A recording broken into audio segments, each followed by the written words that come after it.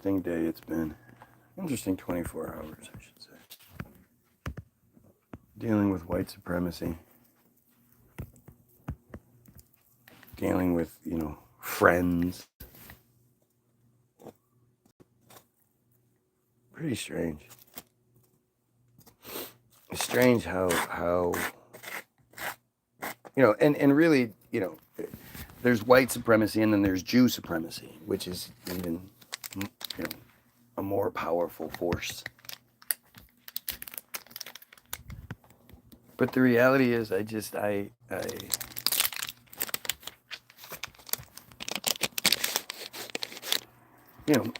hurts. It always hurts dealing with it, especially when it's like somebody that matters to you.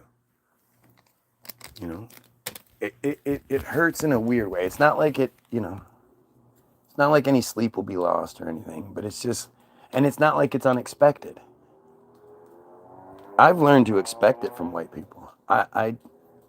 You have to be a pretty outstanding white person for me to think you don't have at least a little race. And the thing is, you've been programmed to be like, oh, I'm an American. America's the best. That's that pre-programmed racist bullshit.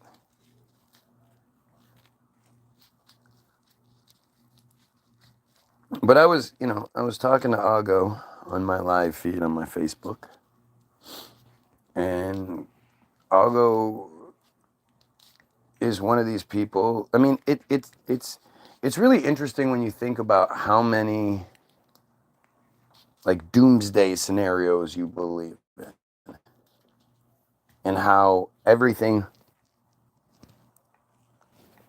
the Goyim are told to believe is a doomsday scenario.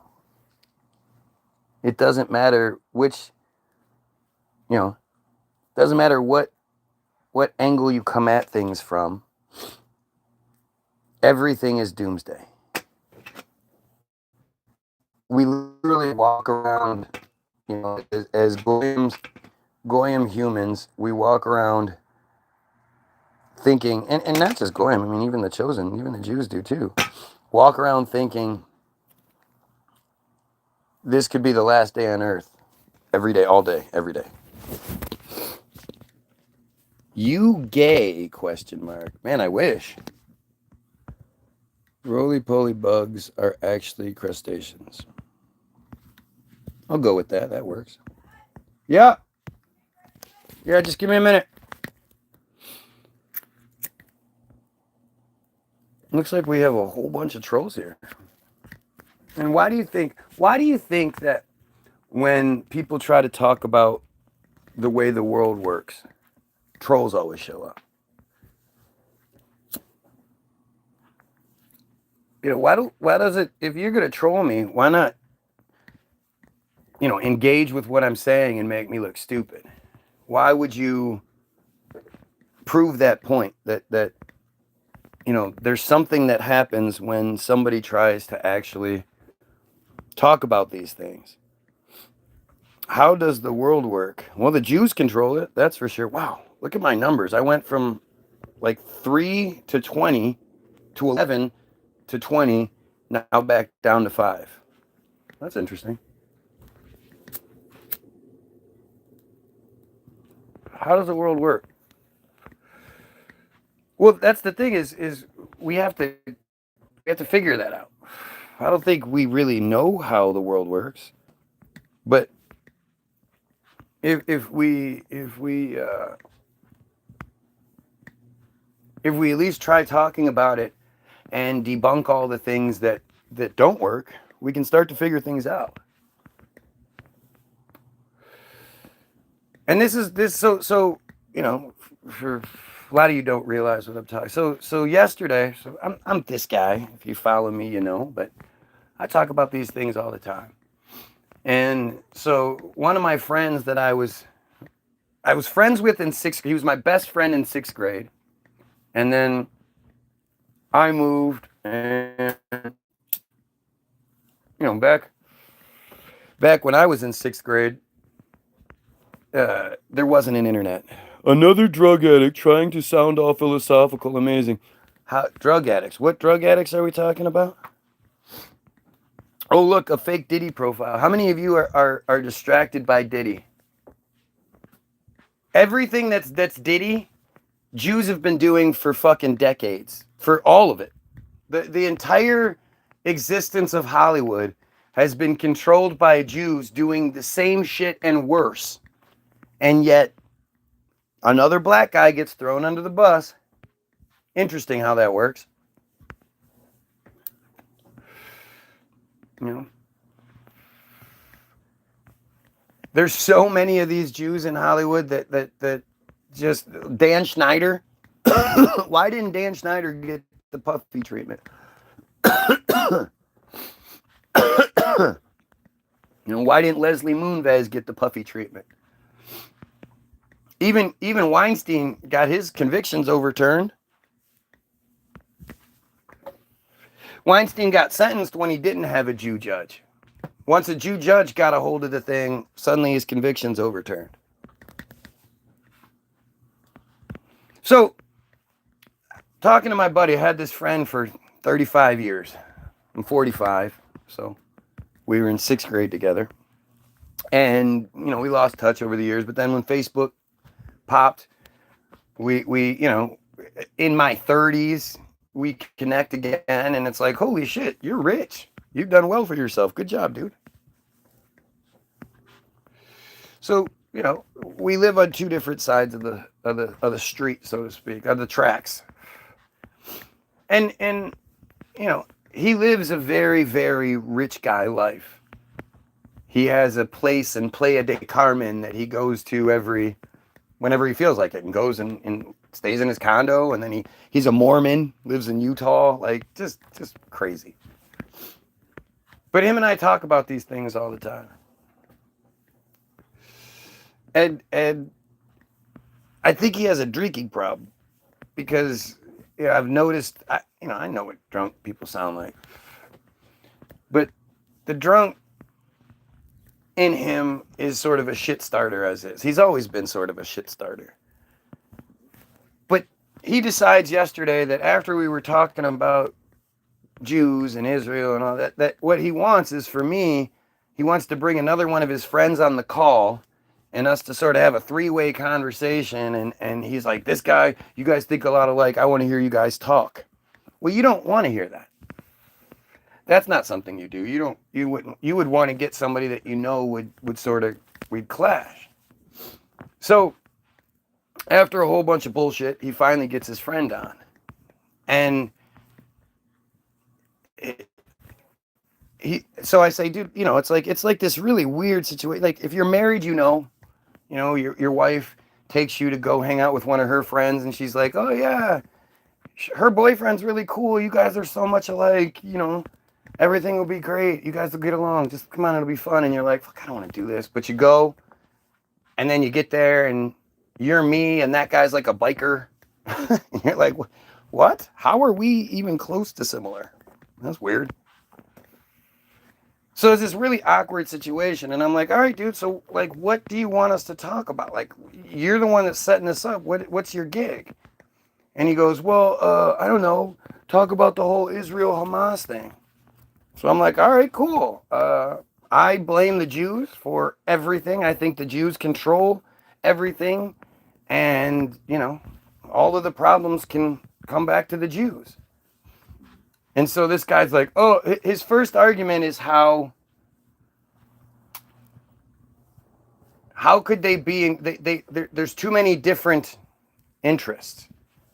What, controlling the money, controlling the entertainment, controlling the government?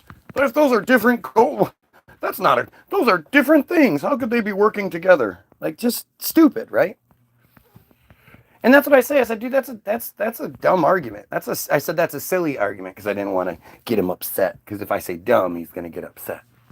So that's a silly argument, dude. The idea that there's too many things, too many pieces, so that means they can't control it, even though all of those things fall under the umbrella of control.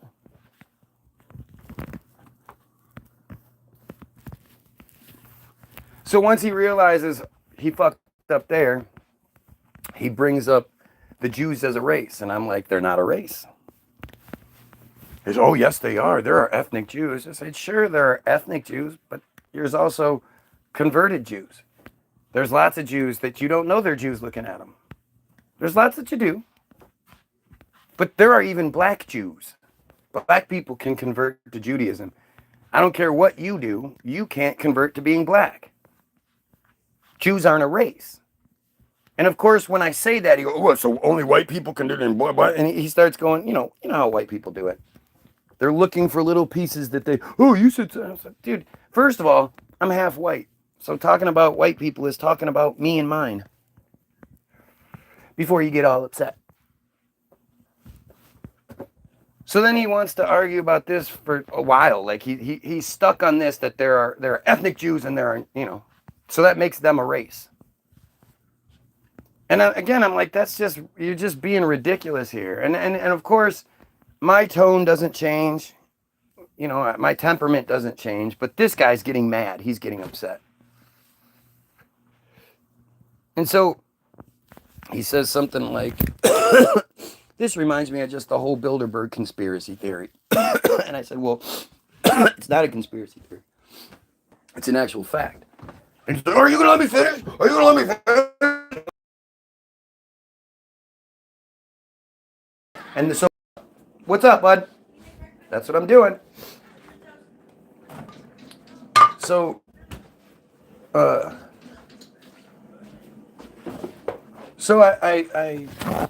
I think my buddy's gonna call me and be like, yeah, well, it's Lucas. What do you expect?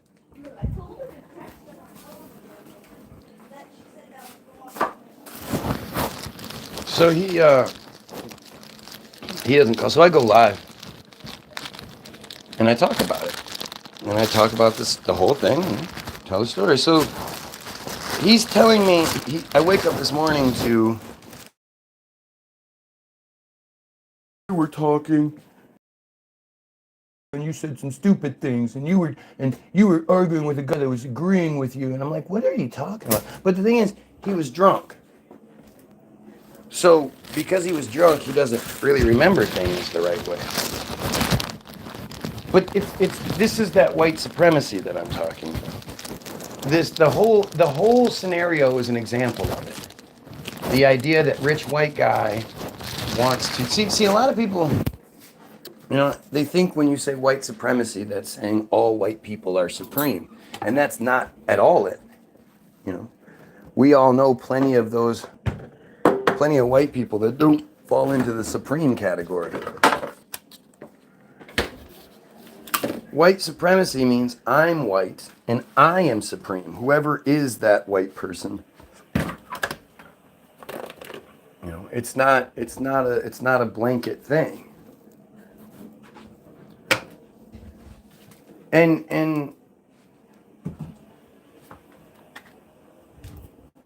so this guy and his, I'm a rich white guy. I can get people to have a little tiff in front of me for my entertainment, and then I'm gonna bail.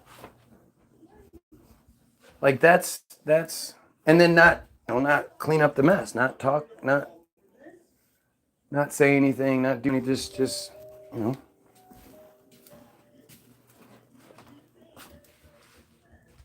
And so you can see how the control scheme all works. That they've given white people, who are the vast majority, this sense of superiority that they can just tell people of color or anybody. They can tell anybody what to do, what to think, what to say. Don't post it. I like my life personal, so you shouldn't have posted a video talking about it. Like, dude, your name is John. What do you think? If I say John, everybody knows who you are, you arrogant fucker? Oh. That's what you see so often with people on here. Or people get mad, don't tag me. Stop, don't tag me in a video. Dude, it's a tag. It's not like I put a sign in your front fucking yard that everybody sees and you can't remove it. If you don't want the tag there, then remove the tag. But seriously, are you that insane? Who cares? People tag me in stupid shit like that all the time, and it's, who cares? Oh, don't tag me and stuff, especially if I don't agree with it. And you don't know if I'm gonna agree with it. But it's just arrogance, man. The arrogance is how we are so easily controlled. Because they have us all so, so unwarrantedly, so undeservingly arrogant. It's crazy. Like I always say, dude, I don't believe myself to be arrogant. I believe myself to be very confident. I'm confident in what I do and what I say. I'm proud of everything I do and say. I'm very proud of my anti-Semitism. Like I'm very, very aware and in touch with what I'm doing and saying and thinking, and I've spent a lot of time. She's awesome. I spent a lot of time. That's funny as hell. I spent a lot of time getting to this point.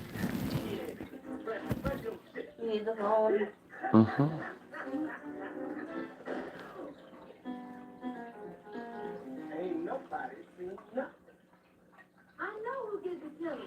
What the hell? Why does this thing have some stupid countdown on it? How do you fucking turn it off? I'll turn it off. No, I got it. That's dumb.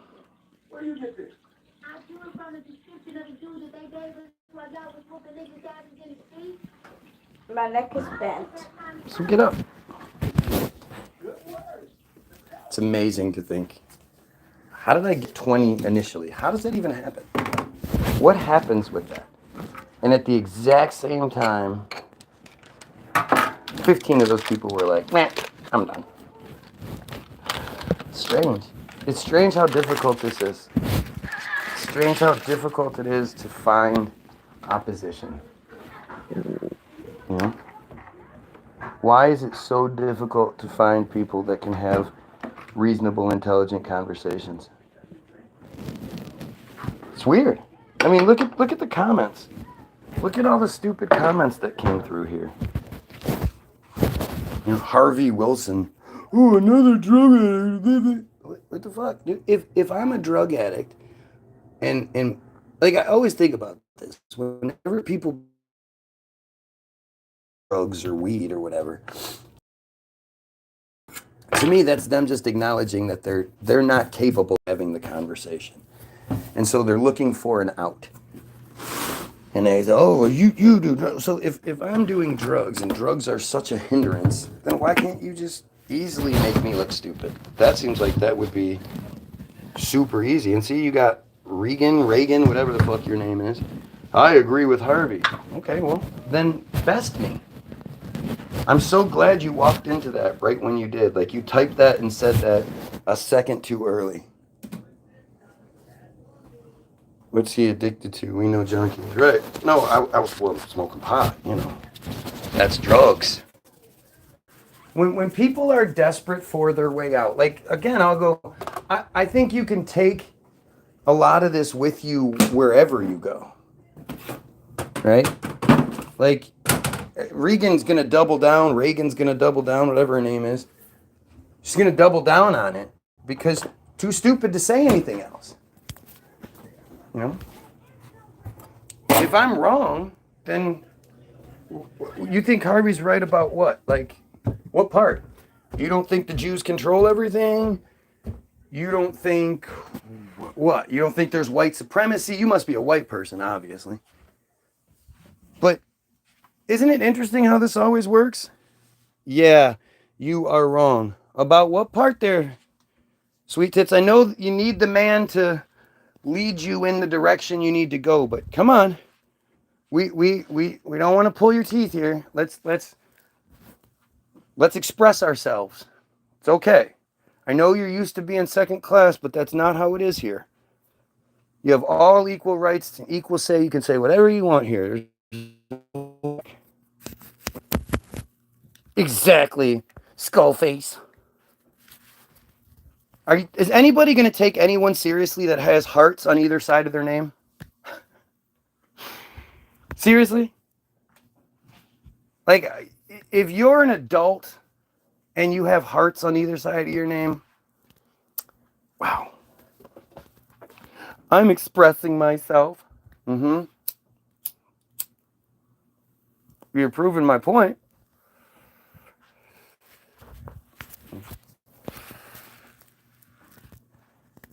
I mean, again, what you probably believe in God.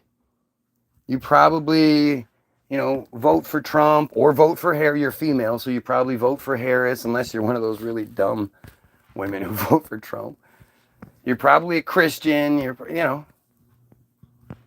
And all I'm left to do is deduce.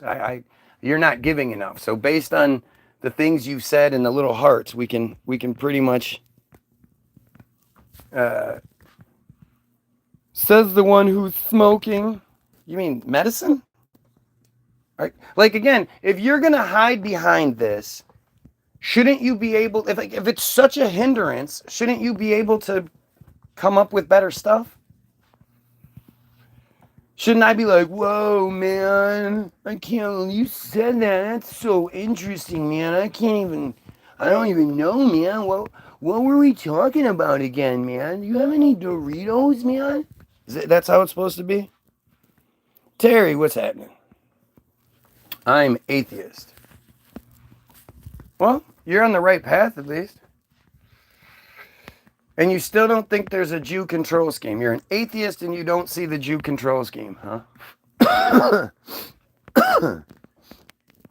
Why, if you're an atheist, do you support anything Jewish? And I don't do drugs. Sounds like you're super judgmental. And sounds like you're looking for something to hide behind. Because again, you probably realize you're outmatched here. So you don't want to get into something and start saying stupid things and have them pointed out to you. I get it. I don't do drugs either. Like, I don't know if you're aware of it, but we're not talking about drugs here. But I've come across that so many times. People realize they're outmatched, so they start talking, oh, I don't like your haircut. I don't like the way your face is shaved. I don't like your house. I don't like you. It's all stupid. Address the things that are being said, or just don't speak up. Yup and nah. Yeah, you are on fire today there. Thank you for your amazing contribution to the conversation. If drugs make it, if smoking pot makes it so I'm not like that, I'm all for it. And this is what you see, like, so the guy that my friend put me on the conversation with, he couldn't make any reasonable arguments. And every time his unreasonable, stupid argument got thrown back at him, he just switched topics, because that's what they do.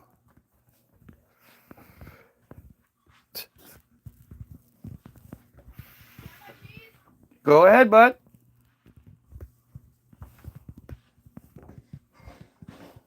You know. The thing is, unless you do something for a living. You need to cut one up. Okay. Unless you do something for a living, you probably don't know more than me about any of these things. Because the reality is, I read a lot, and I know most of you don't read. We learned the hard way, some drugs are very bad. Apparently, you just have heard rumors. Well, I wouldn't even waste my time. What's the point? She's nothing. She left. When she starts getting to the point where she's going, yup, nah, duh, like she's run out of shit to say. She knows she's outmatched and she ran away, tail between her legs. That's just what they do. No sense in wasting any more time. It's just another example. Like, I appreciate the examples. Harvey Wilson. I bet you Harvey doesn't think there's a Jewish conspiracy. Well, doesn't want us talking about a Jewish conspiracy.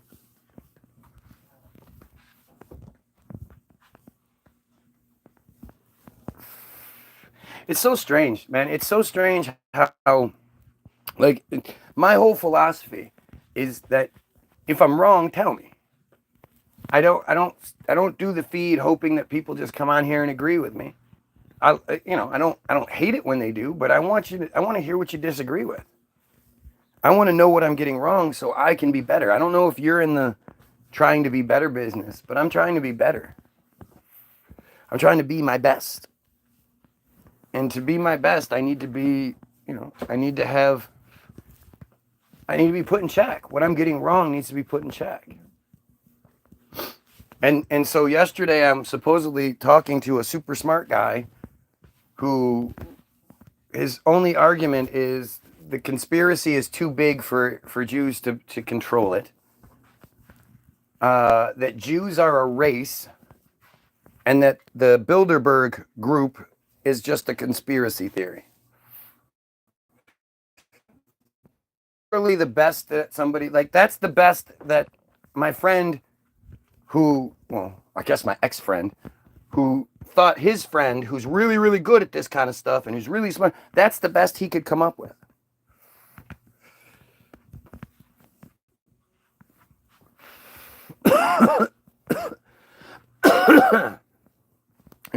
It's weird. Like, that's, if I was in those same shoes and somebody put me in a position that my arguments were just stupid, that I couldn't make a reasonable, decent argument, and I'm saying goofy shit like that,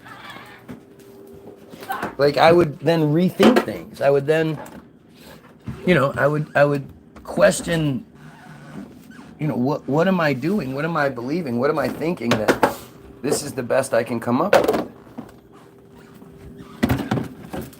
And that's because, that's what I do. I keep myself in a forever state of check. Like, I have to be in check here.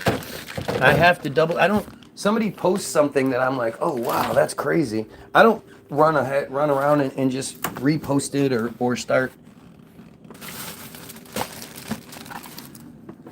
start talking about, ugh, what the fuck is that?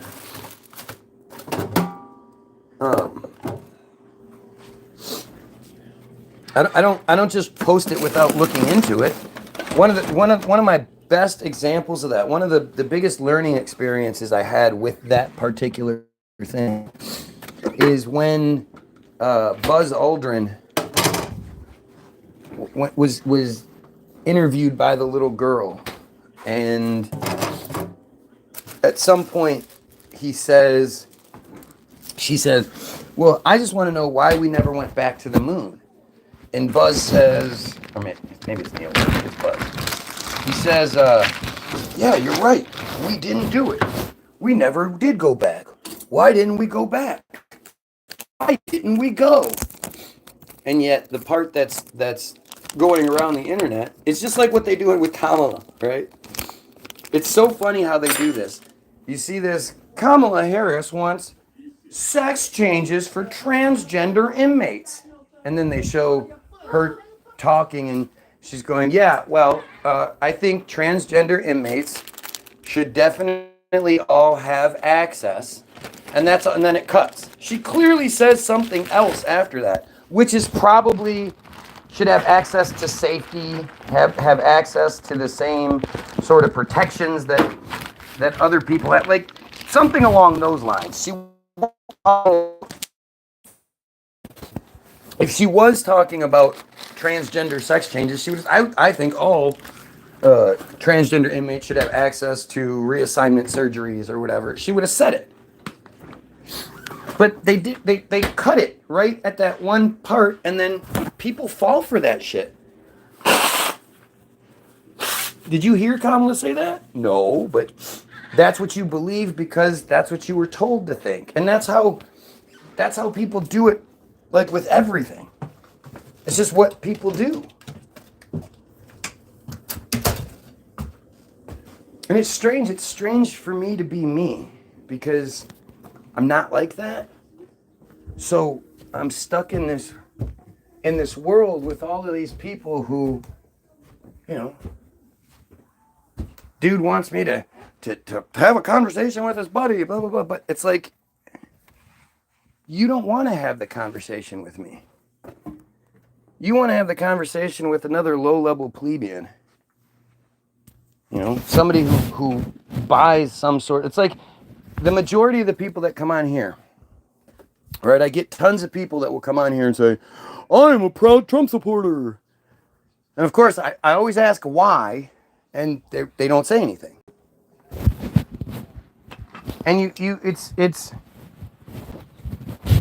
it's that same sort of thing. It's like, why aren't you proud of what you believe? You know, if you're gonna say something, you're gonna believe something, then you should be proud of it. To me, insurance is involved. I have no idea what you're saying now.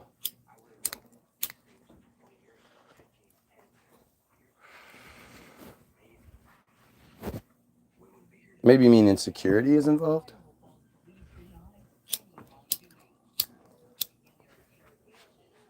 You know, it shows you. It's like with anything. It's like the you know, the stereotypical sort of computer overload. You know, if you get a computer to the point where it can't calculate the thing anymore, compute overload, and it shuts down. Well, that's mostly what that's just an example of us. We put ourselves in that position to where, we don't put we've been put in that position to where, you know, most of us want to believe stuff, right?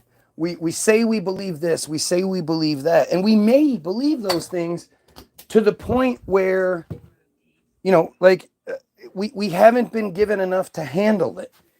So we believe those things as long as people don't, you know, it's like the wall, the security gate is always strong unless somebody says the right combination. And then as soon as somebody says the combination, it just falls apart. You whatever you believe, you should be proud of it. You should be willing to engage with people that don't think like you do. And somebody like me, I shouldn't affect how you believe. You know, unless what I'm saying is true and what you're saying isn't, you shouldn't really be bothered by me saying something different, should you? For sex change, insurance has been known to be in the picture. Contracts for most insurance is not being... Are you kidding me right now? See, this is what I mean. It's like, did you just miss the entire point of what I said? I don't see any... I haven't seen any footage of Kamala saying, yes, I support sex changes for transgender inmates. I haven't seen that. You're falling for clever editing that's not even clever. That's what I mean. It's not like it's clever. It's really, really obvious.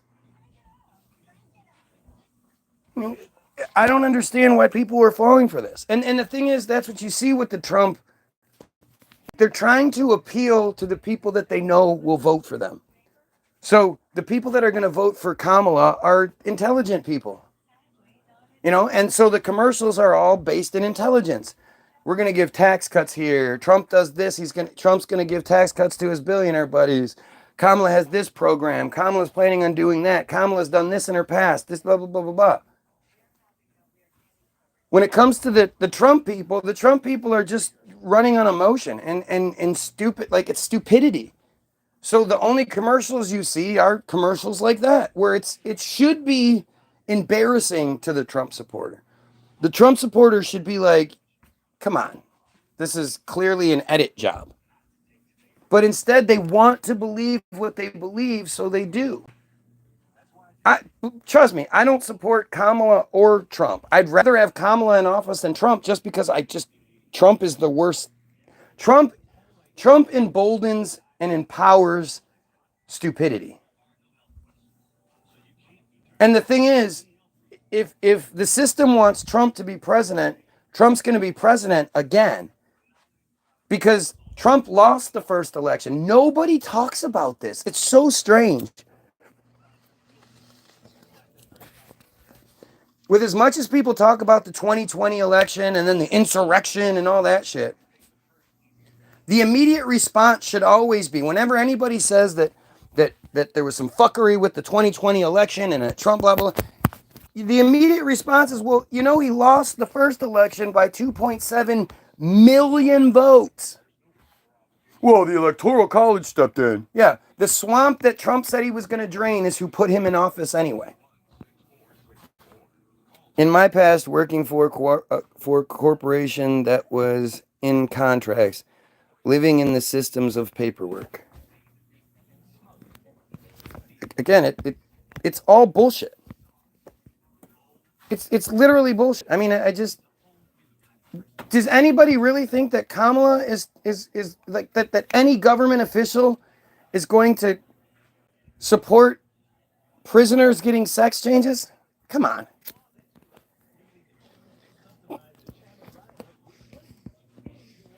I mean, Trump's candidacy is calling back to like the 100-year cycle, right? It's like calling back to the days of, obvious, blatant racism. Kamala is for they, them. Trump is for you. And it's like, what the fuck? It's really fucking sick, man. It's sick. It's sick how they like it's a barometer. It's a way for us to look at how the system views us. And they think so poorly of us that they give us this, that the Trump Harris, they know they can give us this.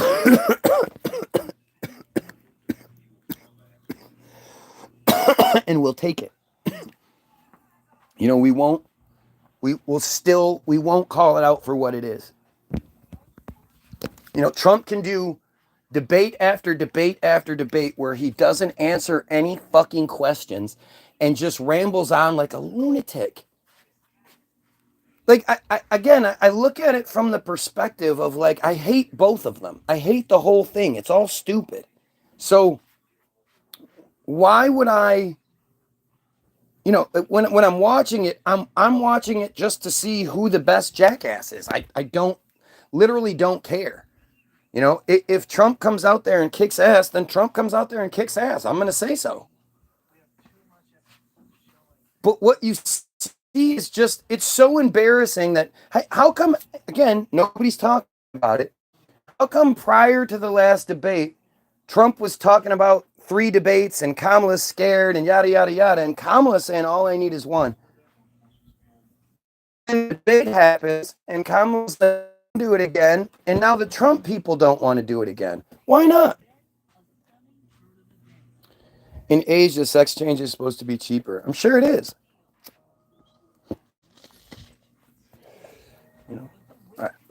It should be. Sex change, transgender, all that distraction bullshit should not be an issue. It really should not be an issue.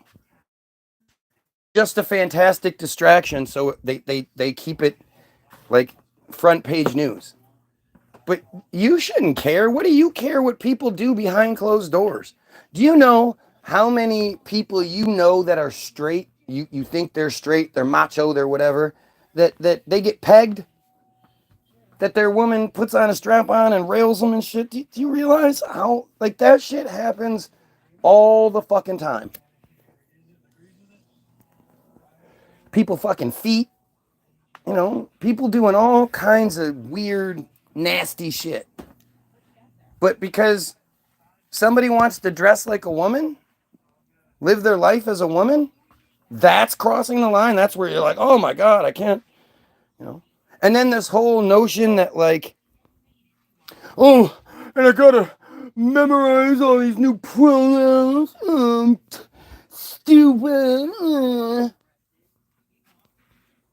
Down syndrome, people used to be called mongoloids until we deemed that terminology pretty offensive.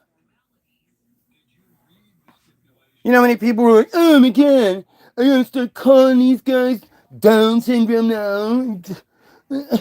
I got so used to saying mongoloid. It's so stupid. You're so fucking there's a genocide happening and you're worried about some pronouns. This person wants me to call them they. Okay, so I'm probably gonna fuck that up a couple of times, but until I get used to it. Algo is a great example of it. Algo does the same thing. Algo refers to himself in the third person all the time because he's fucking crazy.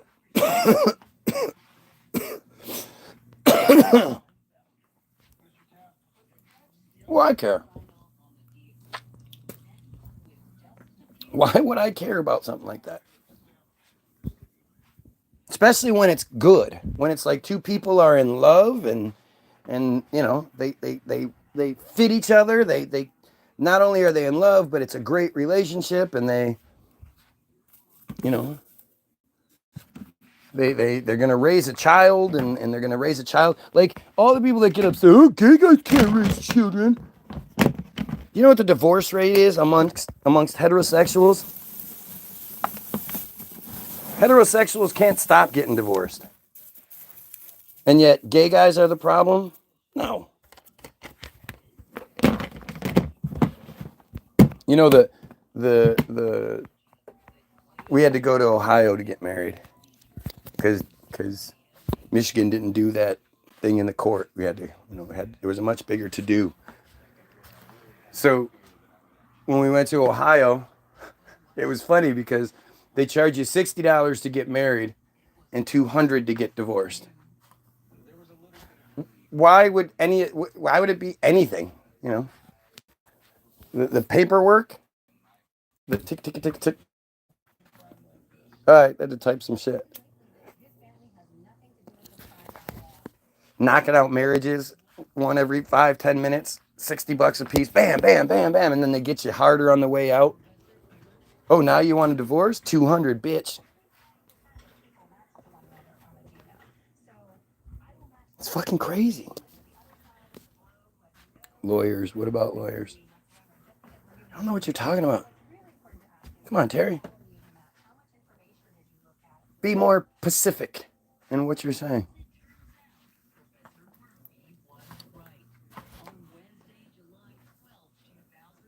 You know, I feel like,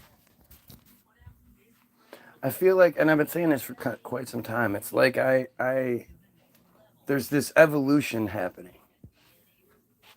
Like I'm a fucking, you know, I'm shedding this old skin and I'm crawling out and there's this new beautiful butterfly fucking trying to spread its wings. Lawyers and divorce. No, you don't need lawyers. You just go to the friend of the court, or whatever it is.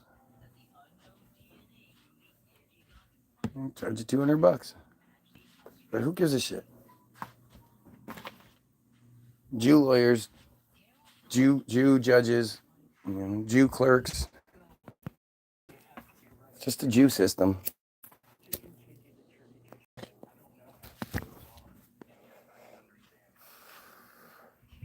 But like this, there's this thing happening where, you know, it's like I can't. I'm almost alienating myself because I refuse to play along with anybody else's shit, and I question everything consistently. I've always said I'm the most proud of my consistency. That I consistently look at everything the same way. I don't say, oh, everything's crazy, but my God lives in the sky, and he's my God. That Christian God's the real one. All the rest of them are stupid. No, it's consistent, and even Tartaria falls into that. You know, falls under that umbrella. That are we sure that everything Tartaria is on the up and up?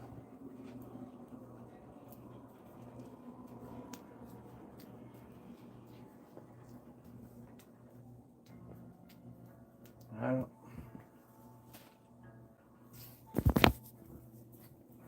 I'm just trying to.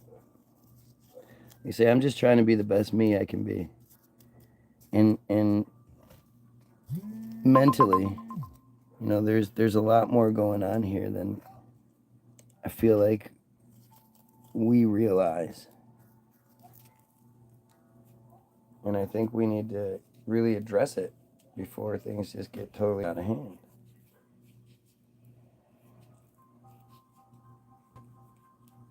I'm gonna enjoy this last blunt and then jump off. So hopefully, if somebody's got something to say, you're gonna say it now.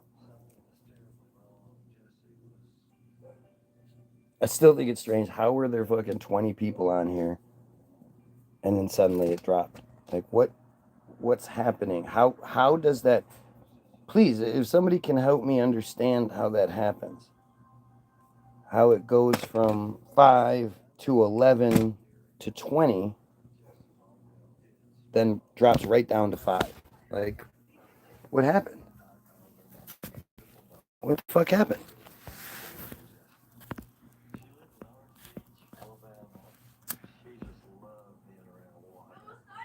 Yep. You ready to clean your room? Uh-huh. Not my fault you slept all damn morning.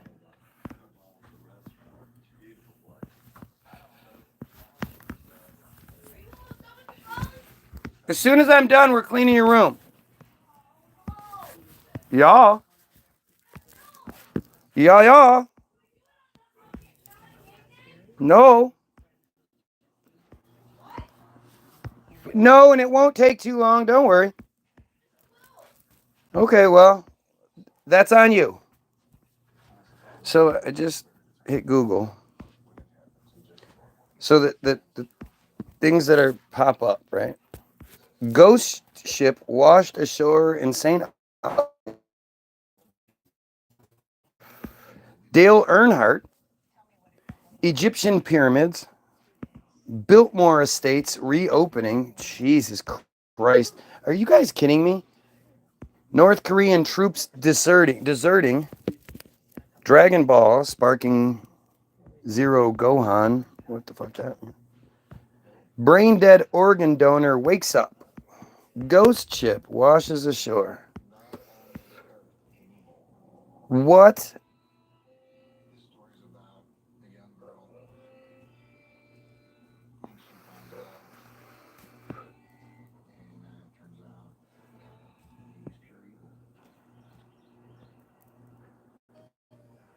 Oh, so it's not true, is what they're saying? No. Post about 1700s ghost ship washed ashore St. Augustine after hurricane isn't true.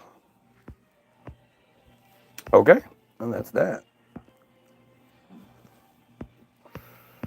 Dog spotted hanging out on top of an Egyptian pyramid. That's the second top trending story.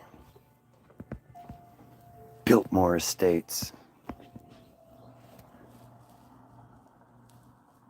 Plans to reopen soon following Helene. You ever seen the videos on the Biltmore? My lunch break does a great video on who the fuck built this in the 1700s. Or 1800s, right? When was Biltmore built? Let's see. Biltmore Estates.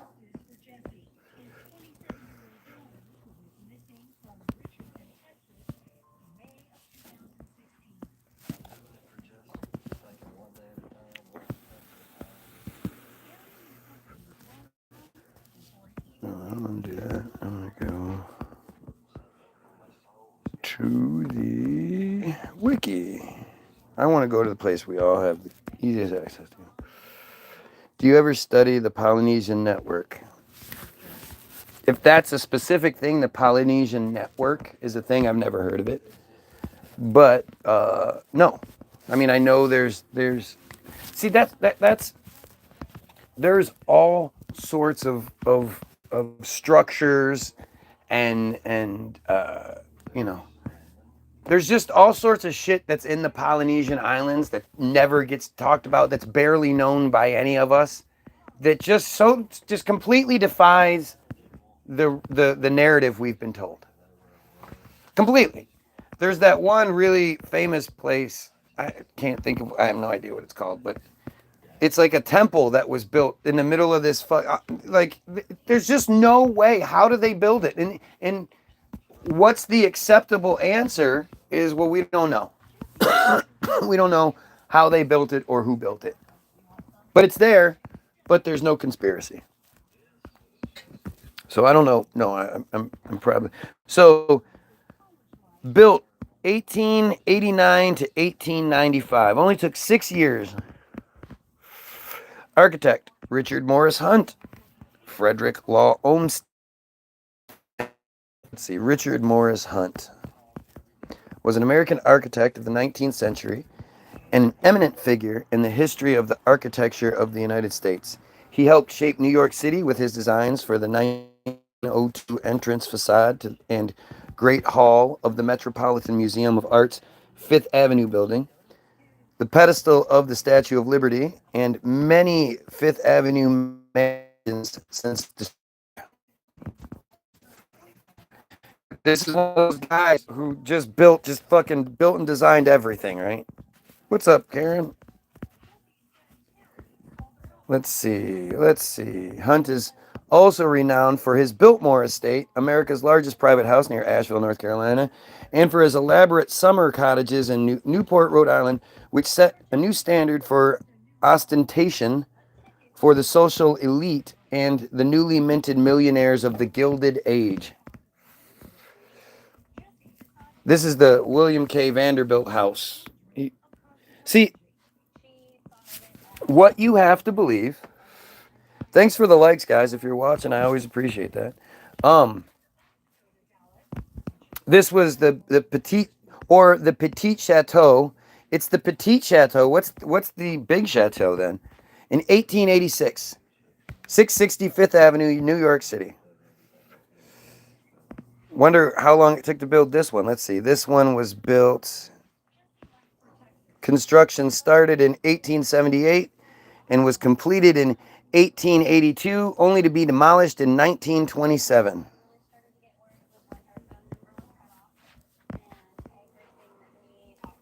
Strange, huh? The mansion was built for William Kissam Vanderbilt, second son of William H. Vanderbilt and Maria Louisa Kissam, from 1878 to 1892. So his middle name is his wife's last name? What? William Kissam Vanderbilt the First, 1849 to 1920, was an American heir, businessman, philanthropist, and horse breeder. Born into the Vanderbilt family, he managed his family's railroad investments. Oh, he was given the railroads.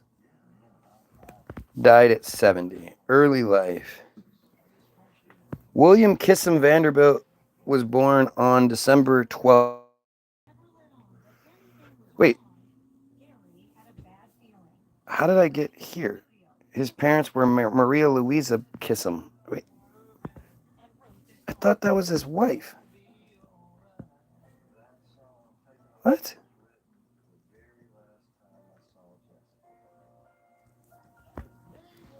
Oh, okay. Okay, that makes more sense then. I was like, what? He's the second son of... Okay, got it. Okay, so we're back to the Vanderbilt mansion. Determined to make her mark in New York City. So in New York society, Vanderbilt's wife, Alva, worked with the architect. Of course she did. Richard Morris Hunt, to create the French Renaissance-style chateau. 1886. Like, this guy, first of all, this architect is traveling all over the United States by horse and carriage, I guess. Like, how does that even work? And so this French style chateau, they'd been to France a bunch of times, I would assume, and knew what French architecture looked like. And she definitely, Alva, knew all about it. Her renowned fancy dress ball, held here in March 1883 and attended by 1,000 people, captured the public's attention. 1,000 people came to her party. How did 1,000 people know? How did 1,000 people get there? They parked their horses and carriages in a field or something? Like, what are we talking about here?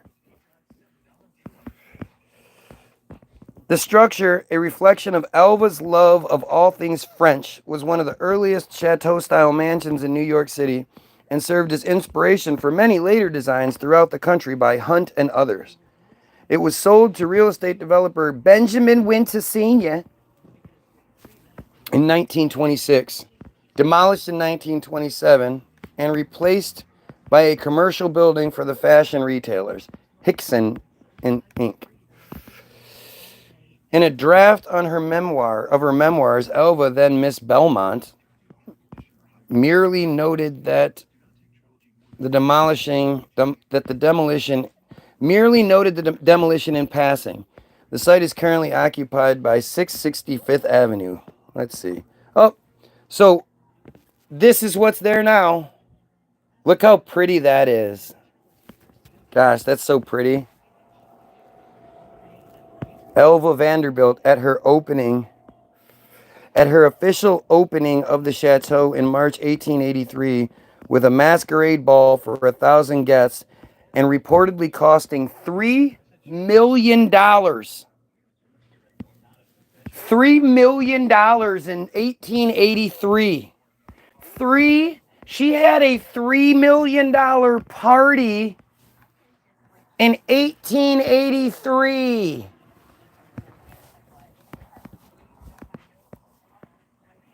A $3 million party.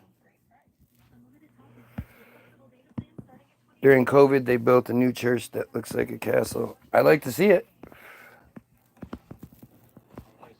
Oh, yeah. And this is her at the opening with doves and shit. Standing in front of a fake background. Because clearly the background is fake. And she's standing on a stage. Why is she standing on a stage? You guys see this, right? The background.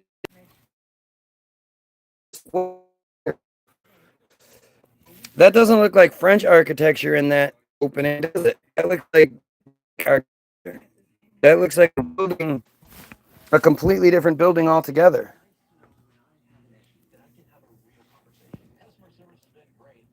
And these fake doves and shit. What the fuck? This is the opening. Again, this is Alva Vanderbilt at her official opening of the chateau in March 1883. Computers are jumping today. Don't know what that means.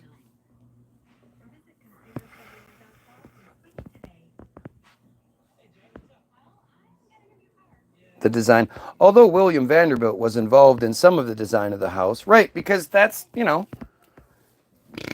back then, that's what they all did. Surprised they even needed to hire an architect since they're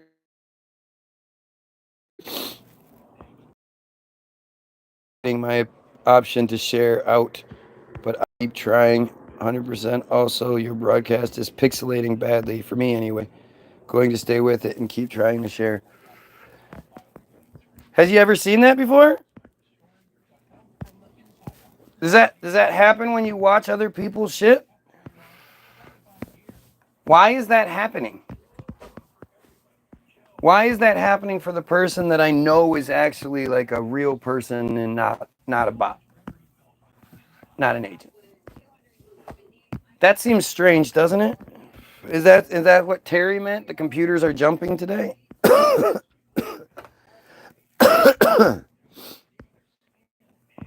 Although William was involved in the house, it was primarily a result of the collaboration of Alva Vanderbilt and the architect. So, the thing is, back in the 1880s, women weren't like permitted to be educated.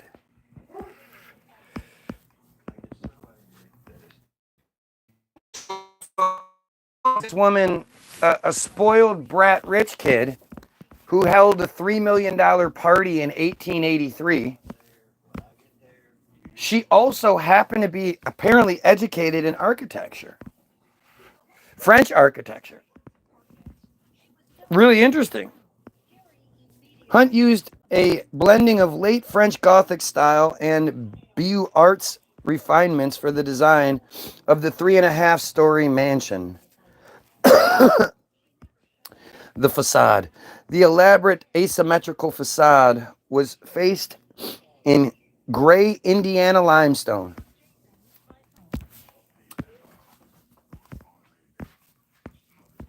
This thing was built from 1878 to 1882. And they used Indiana limestone. This is in New York. They used Indiana limestone for this one part of the facade, with an irregular roof of blue-gray slate trimmed with copper. Of course. You had power tools, they were able to do all this.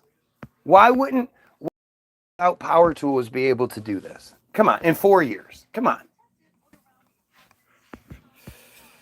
The masonry firm Elin and Kitson executed the extensive exterior and interior stone carving, reportedly employing more than 40 artisans. Contemporary architectural critics generally gave good reviews of the design, with most noting that this was not, as had previously been the case with Carpenter Gothic architecture, into an essentially American frame building. It was definitely not that. Sounds like the Greek could be involved too. Bow, pronounced bow. Sure, whatever. Thanks. The interior was entered from Fifth Avenue via an entrance vestibule. The vestibule opened onto a 60-foot-long grand hall, which could be used to access all of the primary first-floor rooms. The grand hall was faced in Caen stone? Cane stone? Is a light creamy yellow Jurassic limestone quarried in the northwestern France city of Cannes. Cannes. Isn't that the Cannes Film Festival or whatever? Caen. So the Grand Hall had stone from France in it. 1882. As was much of the interior. So much of the interior was fake. They get all that stone from France to the United States and then to her house. We're talking about dirty mud roads, horses with wooden wheels, horse shit everywhere. And if it rained, I mean, how did they deal with that? How did they do that? How much stone could be put onto any one horse-drawn carriage thing at a time? That's fucking crazy. It was worked and carved with decorative relief. And remember, all of this stone is hand carved. And you can't even, we're not seeing the pictures of it, but like, here, the salon designed and built by Jules Allard, I guess. Okay, so there's somebody else. But like, flown in from France. What? Forming a T off the right-hand center of the Grand Hall was the stone grand staircase, with a huge, elaborately carved fireplace on the opposite facing wall. Of course, gotta have those huge fireplaces that we fucking don't understand. Got to have a stone staircase that was carved out of stone, a staircase carved out of stone. Get the fuck out of here. But yet they were still supposedly in powdered wigs because they couldn't move their own, they couldn't remove their own lice. Right. Well, I heard powdered wigs was a result of syphilis. And because so many of the rich people were having those fucking nasty orgies and shit, they were transferring syphilis to each other. And one of the symptoms of syphilis is hair loss. And so as they were all losing their hair and putting on these powdered wigs, just like nowadays when the celebrities do shit, the goyim follow. Well, they were the celebrities of the day, and if they were doing it, we followed. That's I think Joe Rogan actually said that. So I don't know if that's true. I don't know. But that's what I always thought. I don't know if it has to do with lice. I don't know. But not just this. These were people who were shitting in chamber pots and just throwing it outside. Right? That's what makes sense. And you think about these huge mansions and you know, it's all lit up by like lamps and shit. Or was this one of the few electrified places supposedly back? Who knows? But they had no plumbing. They were shitting in like it's 1,000 people are at your party, and what? Everybody is going outside to piss and shit? Where? What was being done with all that piss and shit? As all their 1,000 people and their we'll say 500 horse-drawn carriages are sitting in the valet parking lot. How's that happening?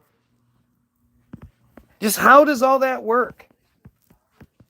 These are people that supposedly built all this and had no idea how to build a bathroom. That's this Jew narrative. These Jews and their fucking goofy ass narratives, man. They're they think so poorly of us that they don't expect us to think around these things.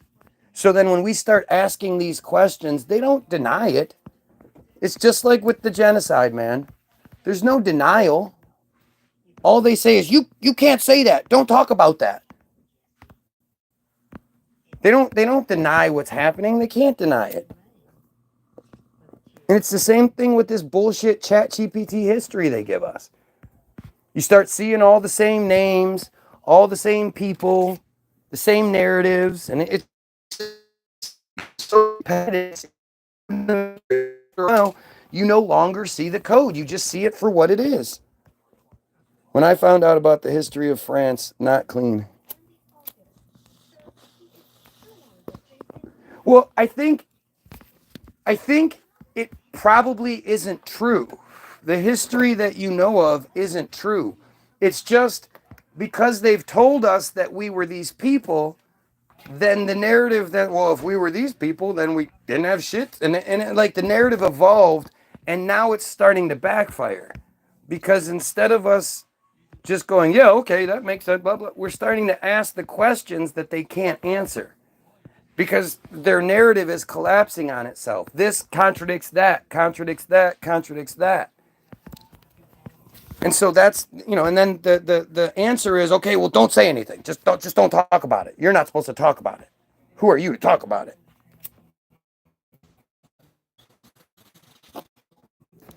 Instead of debunking what's said, it's just don't say it. So yeah, I don't know. Like there's this narrative, the horseshit crisis of the 1800s or 18 something.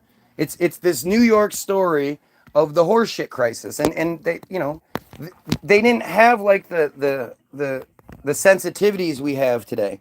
So not only would it be horse shit everywhere, there'd be dead horses everywhere. If a horse died, they just kick it off to the side.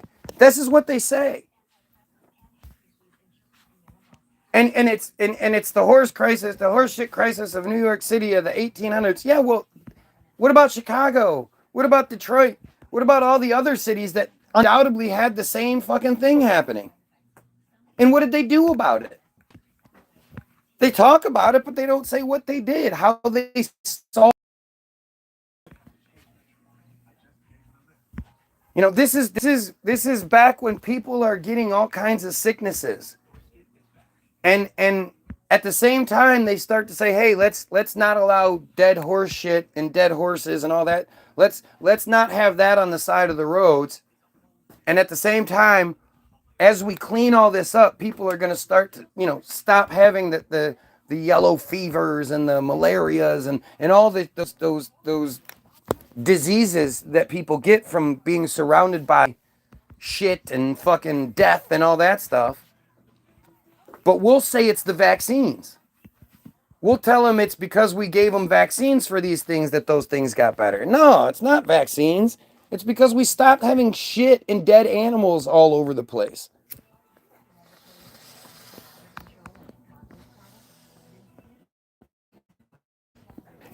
It's actually really brilliant when you think about it. Right?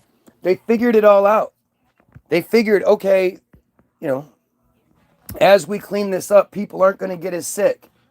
So let's hurry up and capitalize on that by giving them poison and telling them, oh yeah, it's the poison that's keeping you safe. Oh, did you get sick from the poison? Okay, well here's a different poison. Try this one. Indeed, especially when they're butlers and ladies in waiting holding up the beautiful draped clothing whilst the masters whizzed or dumped a lot of people's outside to go pot. Right, it's stupid. It's just stupid, and it's everybody. The idea of a chamber pot is that you take a shit in a pot and then you take it outside and you throw it, and you toss it out and whatever. Just imagine how much a place like New York City, where everything is, the oldest pictures you can find in New York City show a built up city, everybody on top of each other, everything like multiple stories of apartments. If these apartments are built in the 18 whatevers, they don't have plumbing, they don't have bathrooms.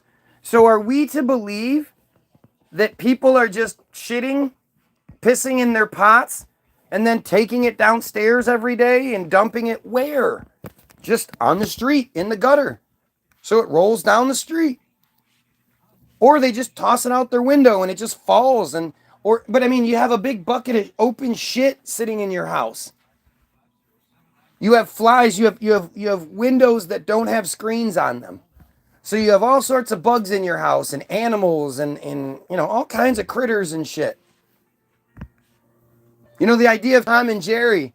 Tom and Jerry is a thing because back in the day, people had mice in their house like crazy. And I would imagine a lot of diseases and shit were spread from mice biting people while they slept. Bed bugs and all that shit. And as we started cleaning up those things and putting screens in windows and getting rid of the mice, people stopped getting as sick. But the system took advantage and said it was because they were vaccinating us. And the system is controlled by the Jews. The Jews are the ones that control it. Please, if I'm wrong, anybody out there who can tell me I'm wrong, please do. Let's have it. I'd love to hear what you have to say.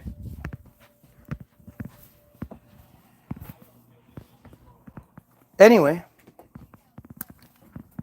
the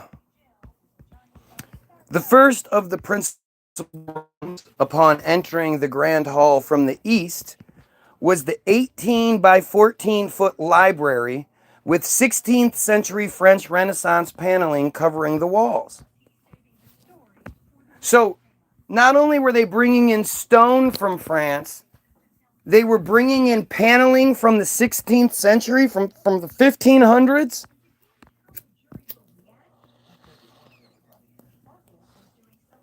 It's not style. It doesn't say Renaissance style paneling. They're saying 16th century French Renaissance paneling covering the walls.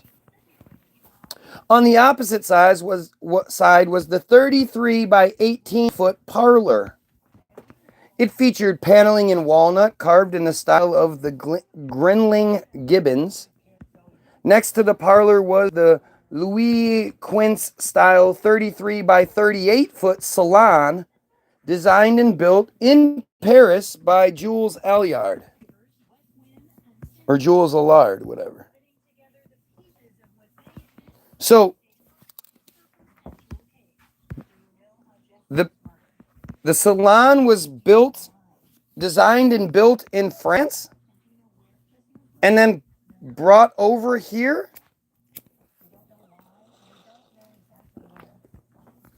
I mean, you understand this is 1882, right? 1883. No, 1878 is when it started, sorry. 1878. We're just 3 years removed from the Civil War. And yet, this shit's all possible. This is why wouldn't they be able to build a 33 by 38 foot salon in France and ship that bitch over and attach it to the house? Why the fuck not? What do you think would be a preventative measure in that? Why do you think 1880, 1870s, 1880s fucking Americans wouldn't be able to bring a fucking 33 by 38 foot room over from France? Are you kidding me? Right, master tradesmen, they can build a room in France and bring it over. Either it's assembled, it's brought over in pieces and then reassembled here, or what, I don't fucking know. But they don't know what to do with their shit. I think it's like it's so like poetic how it works out, right? Like when you say the story of our history stinks, I smell bullshit. No, you smell human shit. Because the smell of human shit would just be everywhere back then. Imagine 1,000 people are at your house and they're just pissing and shitting outside. Imagine how long it would stink. And then how would you prevent your gardens and all? Like, it's not like everybody's going to be pissing and shitting in the same place outside, are they? Capable of building and shipping buildings across the fucking Atlantic Ocean. Like, that's easy to do. Like, we've been so desensitized to the idea of how difficult it would be to sail across the fucking ocean, to sail from the United States to Europe. That is, and to get it right, you know, there's no electronics, there's nothing. You just got your compass and your nighttime stars, and you're just navigating across the ocean, never mind any storms, or you got your boat, good to go. You ever see pictures of like large barges out at sea? And they show them like going up huge waves and crack. Some of them, they crack. And we're talking about the 1800s and shit, right? 1870s, shipping buildings from France to New York. Okay. Right, makes sense.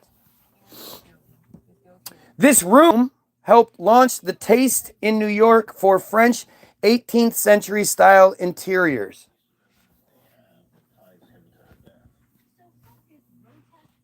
Just think about that.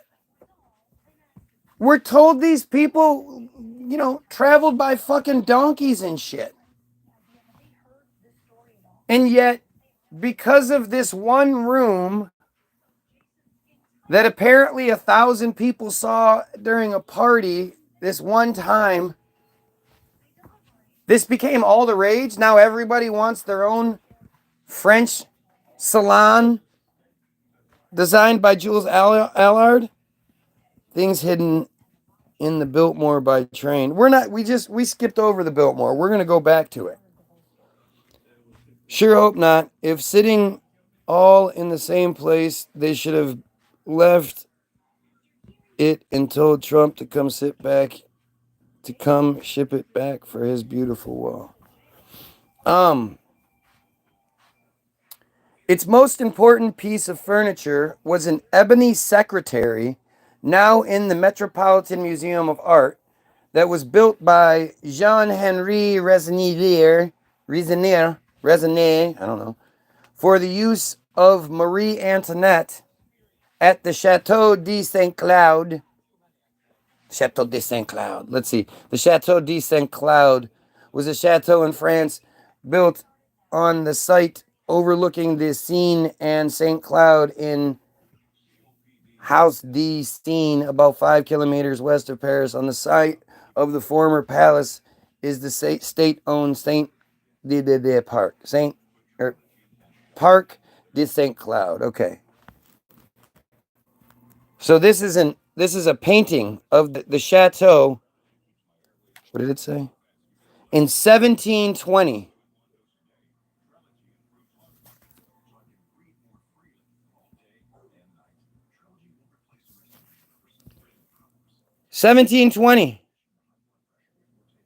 Fucking fountains and shit. What was making fountains like this one here that's shooting way up in the sky? What pump system were they using to power their fountains back then? Look at this motherfucker.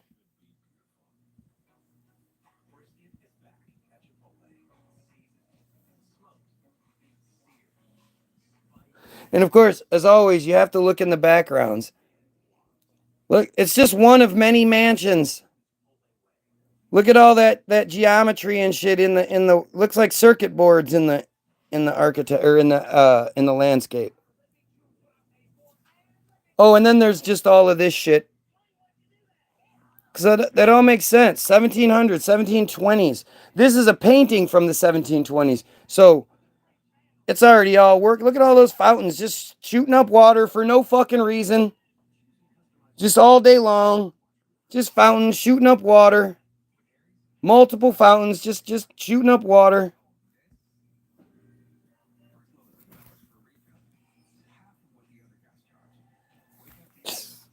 Look at this shit, guys.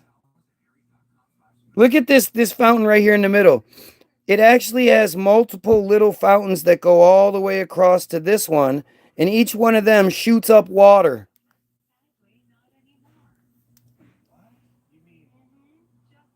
Construction started in 1570 and was completed in 1701, but it was demolished in 1891.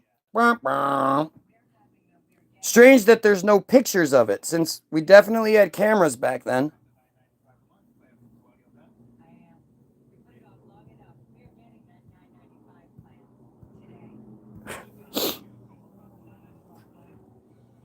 This is the grotto, I guess. All these people just hanging out at your house, I guess, you know. All these people hanging out, and all the people always dressed like they're terrified of the sun. Oh, it's because of modesty. Yeah, it doesn't make any sense. Why would they be so modest that they're wearing ridiculous, like, bulletproof clothing? It's all black, and it covers every inch of their skin, because, you know, guys go crazy over a broad's elbows. Car business is historical in a futuristic way. Good old Marie Antoinette let them eat cake when she was told of the starving outside with no bread.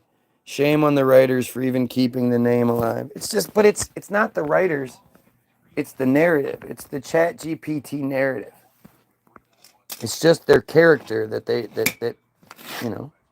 they came up with, and they made all these little goofy stories to validate the existence, but fine details don't exist.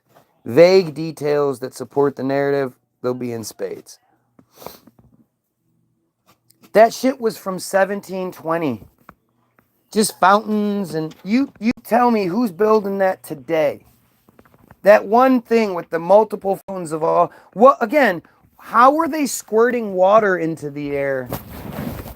What was powering that? And that place had 50 fountains in it?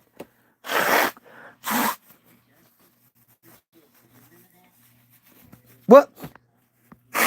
What's the point? I mean, you see somebody has one fountain on their property, you're like, holy shit. Bet that takes a lot of fucking energy to ensure it keeps working, and for what? But this place is just what? Seriously. There's 6 people watching, right?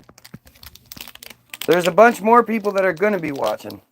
How did they power fountains back then? What was the mechanism used? The one fountain looked like it was shooting water 100 feet in the air.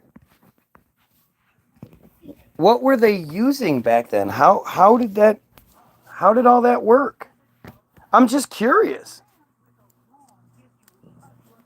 Like aren't you? I mean, if whether you think history is true or you think it's bullshit, either way, like we should be able to agree that some of this is really fantastic, and I'd like to know how it supposedly worked.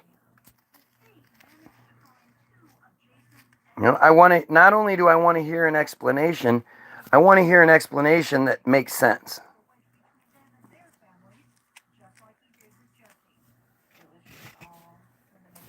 Why is it that it's so difficult to find answers like that?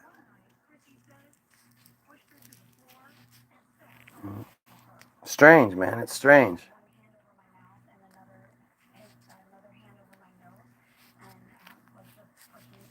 Fountains all over the place. French countryside. Started in 1500. Finished in 1702. It took 200 years, or it took 1570, 17. I forgot my dates now. But it was demolished 1891. No pictures. Water flow in oceans is interesting. Absolutely. There has to be pumps. It's artificial. It's artificial. We just don't realize it. I'm curious as to whomever designed the fountain couldn't design a toilet. The guy that designed a toilet, his last name was Crap. That's where that term comes from, crap. But his name is Louis de Crap or something like that.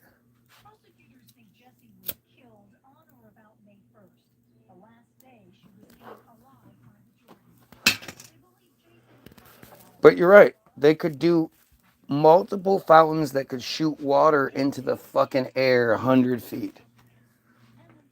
And nobody thought, hey, I'm really getting sick of that shit smell.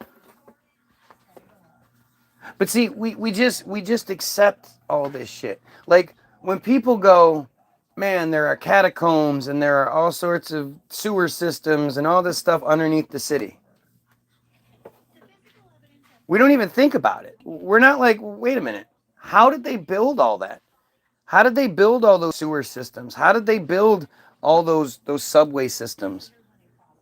How did they do all that tunneling deep into the earth? And then not just tunneling, but then making it so you could put, many hundreds of thousands of pounds, million pounds buildings on top of it without there being collapses.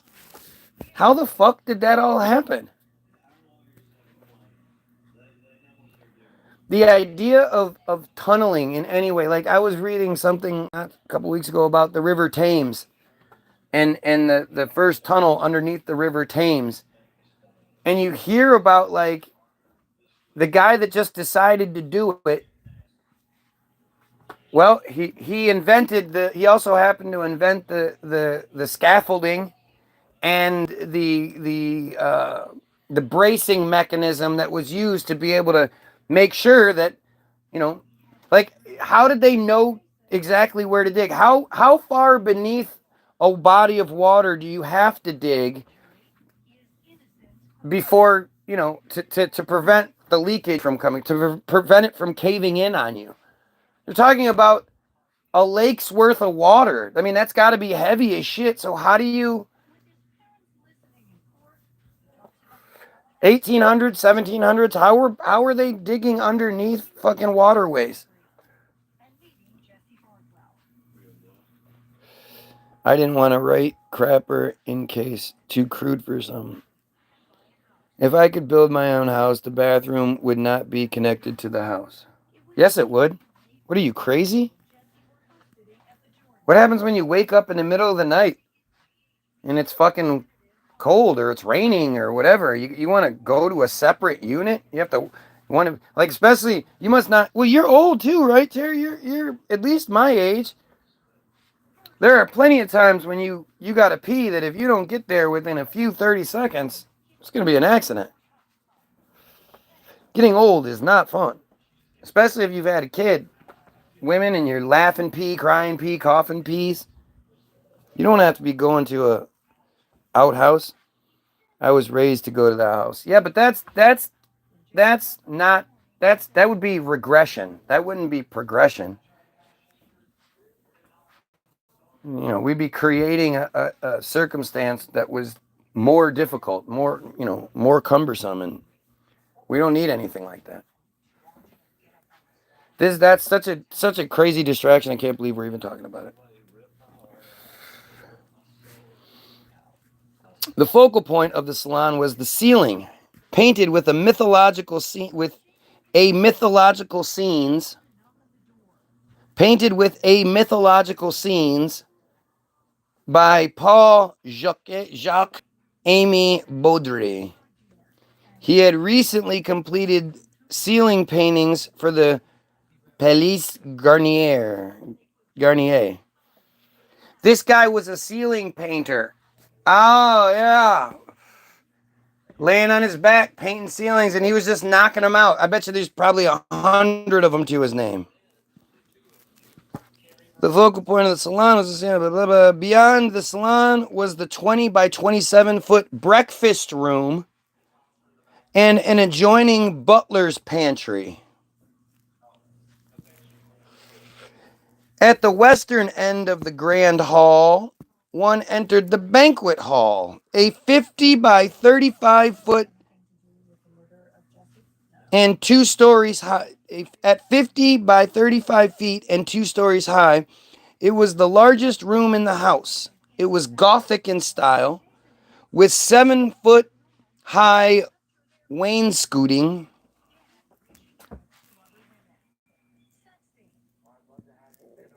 Originally applied to high quality riven oak boards that were not free, low in tannin, light in weight, and easy to work with. I don't understand what we're talking about. Okay. Wainscoting, topped with cane stone walls. One end of the room contained a massive double fireplace with marble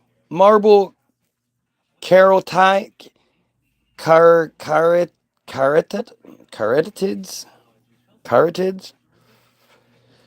is a sculptured female figure serving as an architectural support, taking the place of a column or a pillar supporting an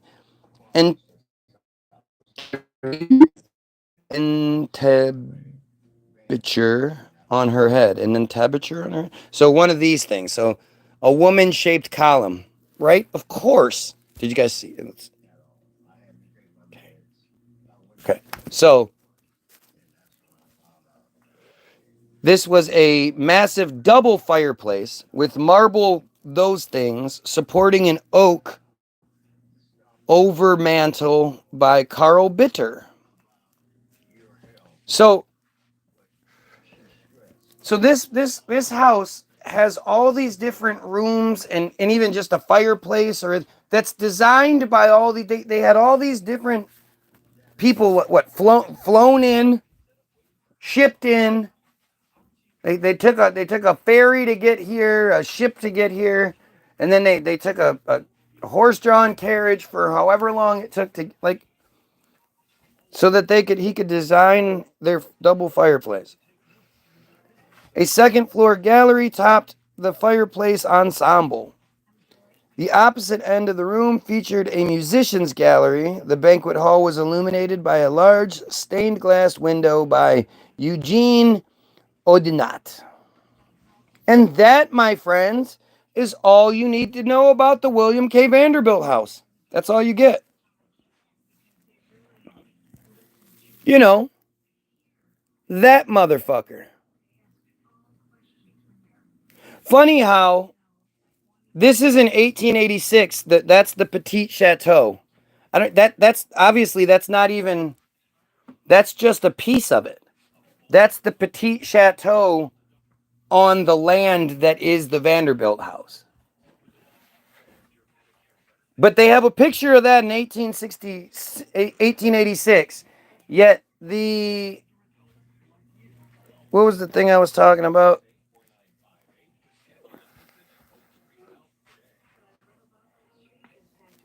Chateau Saint de Cloud was demolished in 1891, and yet no pictures of it.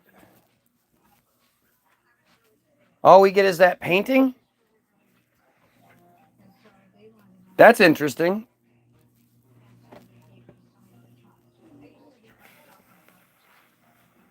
Marble House, historic house in Rhode Island, United States.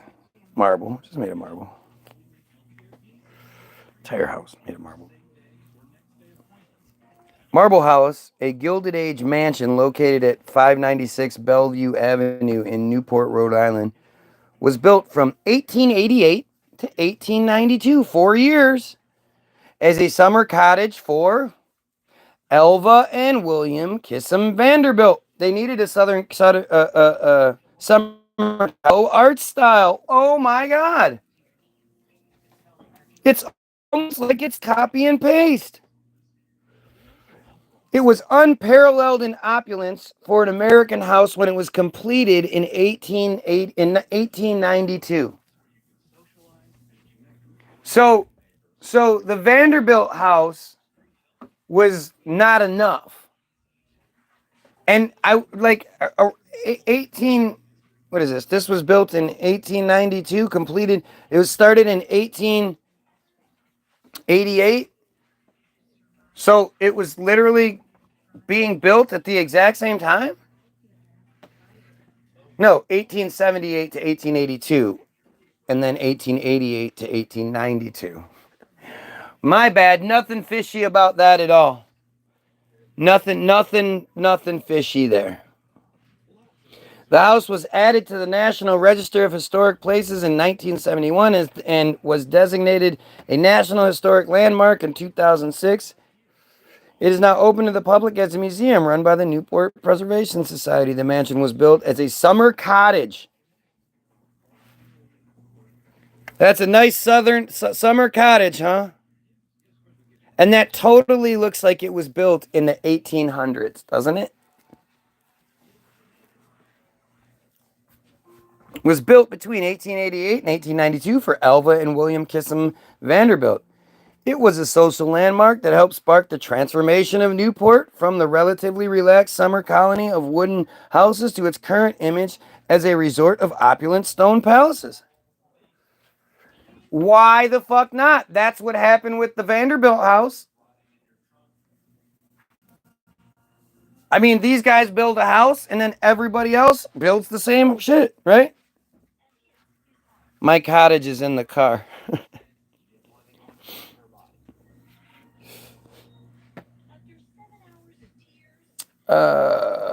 The 50-room mansion, 50 rooms, nowhere to shit, required a staff of 36 servants, including butlers, maids, coachmen, and footmen. The mansion cost $11 million, equivalent to $373 million in 2023.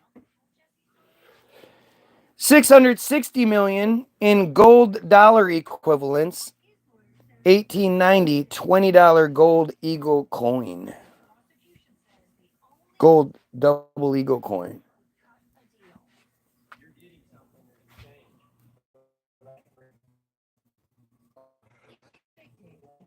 Cost $11 million. $660 million in gold dollar equivalents, of which $7 million was spent on 500 cubic feet of marble. Vanderbilt's older brother, Cornelius Vanderbilt II, subsequently built the largest of the Newport cottages, the Breakers, between 1893 and 1895. The largest of the homes took 2 years. This home took 4 years. The Vanderbilt other home took 4 years, but the Breakers, that only took 2 years. And, that's if it started at one point and finished. Like, more than likely, it's less than that. It'll be like December of 1893 to January of 1895. When Alva Vanderbilt divorced William in 1895, she already owned Marble House outright, having received it as her 39th birthday present. Upon her remarriage in 1896, she divorced in 1895 and was remarried in 1896?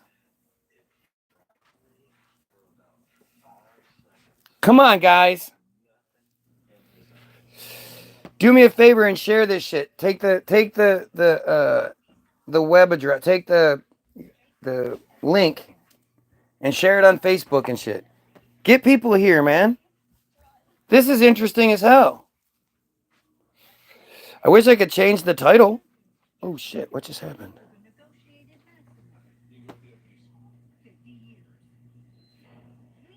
Oh, okay. Yeah.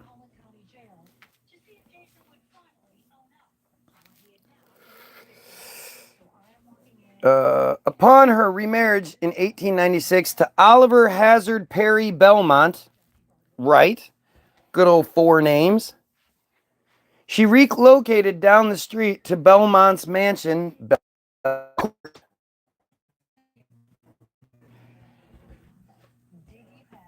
So she was living here, I guess?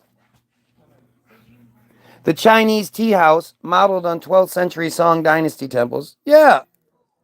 Because every mansion has a Chinese tea house from 1800, right? Why wouldn't you have your Chinese tea house? After his death, she reopened Marble House and added the Chinese tea house on the seaside cliff where she hosted rallies for women's suffrage. Alva Belmont closed the mansion permanently in 1919 when she relocated to France to be closer to her daughter, Consuelo Belsan. Consuelo. There she divided her time between a Paris townhouse and a villa on the Riviera. A Paris townhouse, a villa on the Riviera, and the Chateau d'Argiville, which she restored. Of course she restored it. This is the Chateau in 2010. Oops. Let's just pull it up for you. That's what she restored.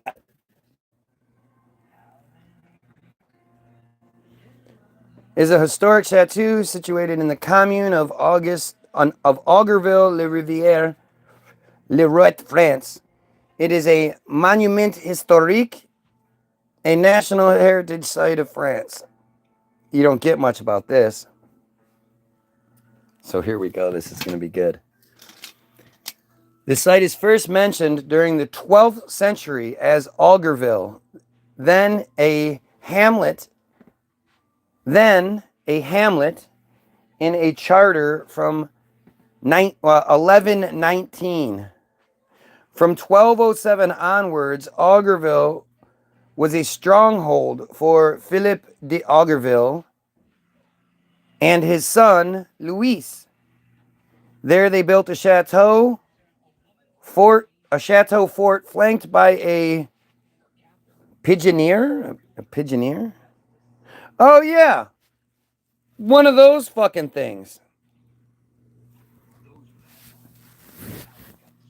Is a structure intended to house pigeons or doves.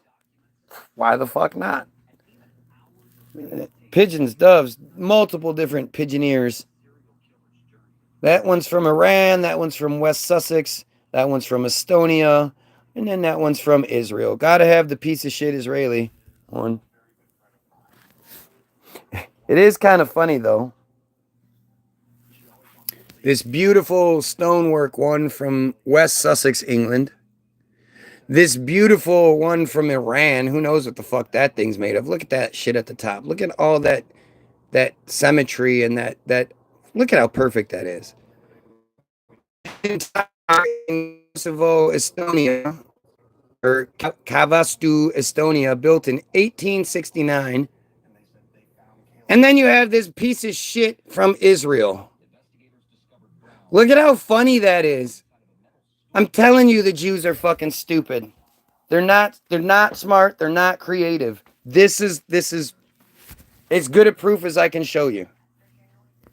Estonia, Iran, England, they all have this beautiful stoneworks and all this other shit. Like, how did they build that shit? And the Israelis are like, how did they build that? We made it like this. I would like to go back to southern France. Yeah, I'd like to go there. Have to go back. Have to go there once to go back. It's a good thing they put that in there, though. There they built the chateau fort flanked by a pigeoneer. Was wondering that. Louis de Augerville died in 1248 without an heir, so the estate went to brothers Pierre and Drew de Beaumont, because they had different last names. During the 100 Years' War, the son of Pierre de Beaumont, Jean de Beaumont, sided with the English. He was sentenced to death by the provost of Paris and was executed on September 6th, 1367. We have really good records of that. His property was confiscated, but later returned to his widow, Janine de Courtenay. Again, none of these people have the same names, but they're all related, I guess. Imagine, okay, so it's the 1300s. The property's all confiscated. And then this chick is what? Getting on her horse every day and going to the courts and seeing if she can sit down and talk with the court officers about, I mean, come on. What are we talking about here? This is where this is one of those things that I'm always telling you about, where they give you a bunch of shit details and it tricks your brain into thinking you were given details about this. We're not going to find details about how the thing was built or anything like that. But we're going to find these dumbass details that don't even fucking matter. And it's like, in this shit's been around for over 1,000 years, or almost 1,000 years. And this is what you're telling me? This is what made it to the Wikipedia? Are we sure about that? You know, I mean, think about it. It's just, it's stupid. It's stupid. She died without any children, so a nearby branch of the family took Augerville in 1403, of course. In the person of another Jean de Beaumont. In the person of another Jean de Beaumont. I guess this is that ChatGPT fuck up stuff where they don't expect anybody to ever actually read this unless it's some dumb kid doing a book report, and it won't matter. In the person of another Jean de Beaumont. I know what they're saying, but why is it said that way? At his death, his brother, Pierre de Beaumont, is this a different Pierre de Beaumont? This must be a different Pierre de Beaumont, inherited the castle, but had to flee an English occupation. Now it's a castle. We don't know how it became a castle because those details aren't important. You know, when I look up the history of this building, I don't want to know the history of how it got to be the building. I want to know this kind of shit, right? Don't you? His lands were redistributed by the occupying English to French supporters of Henry VI of England.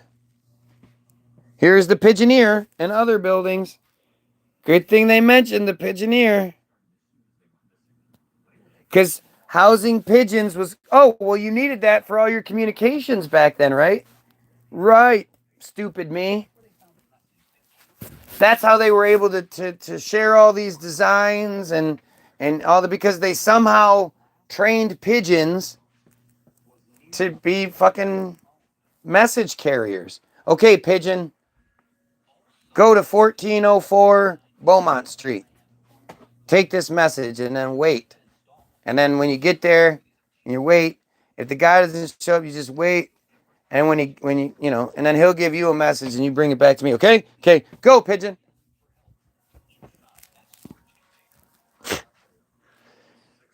The Chateau Fort was a ruin by the time it was purchased by Jacques. I don't know what that word is. C-O with an E attached. U-R. What is that? C-O-E-U-R. A merchant and major financier of King Charles VII. Oh, I bet he's Jewish.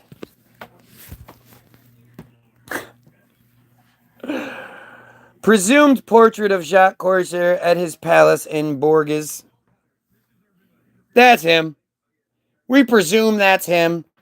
No paintings or anything of this person exist. That's what we think. 1395 in Bourges to November 25th, 1456 in Choice, Chios. Was a French government official and state-sponsored merchant whose personal fortune became legendary and led to his eventual disgrace. How does having so much money lead to your disgrace? Pity they couldn't have trained the pigeons to carry the caps also. Carry the caps. I don't know what that means. But they couldn't train the pigeons to teach to carry fucking messages and, hey, aren't you getting sick of this shit smell? Yeah, we should do something about it. He initiated regular trade routes between France and Levant. Of course he did. We are talking about the 1400s. You know, this isn't the 1300s. Of course, why wouldn't he be initiating trade routes? His memory retains iconic status in Bourges, where he built a palatial house that is preserved to this day. Of course he did. Of course he did. He built it. Love to know how he built it. Old house in Bourges that was formerly thought to be Jacques Couture's birthplace. Yeah, why not? That house is from 13 something. Craps. Oh. He was born in Bourges, the city where his father, Pierre Couture, was a rich merchant. Jacques is first heard of around 1418 when he married de Leopard, daughter of Lambert de Leopard, an influential citizen, provost of Bourges, and a former valet of John, Duke of Berry. About 1429, he formed a commercial partnership with two brothers named Goddard. And in 1432, he was at Damascus buying and bartending. and transporting the wares of the Levant, gallnuts, wool and silks, mohair, brocades, and carpets. What's a brocade? Is a class of richly decorative shuttle woven fabrics, often made in colored silks and sometimes woven with gold and silver threads. Of course he did. Into the interior of France by way of Narbonne. In the same year, he established himself at Montpellier, and there he began the gigantic operations which have made him illustrious among financiers. Details are wanting,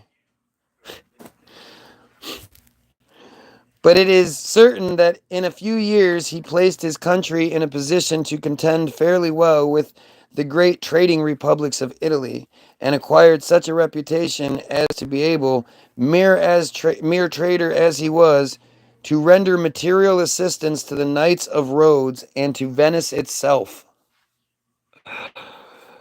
Jesus, this is stupid. This is just stupid.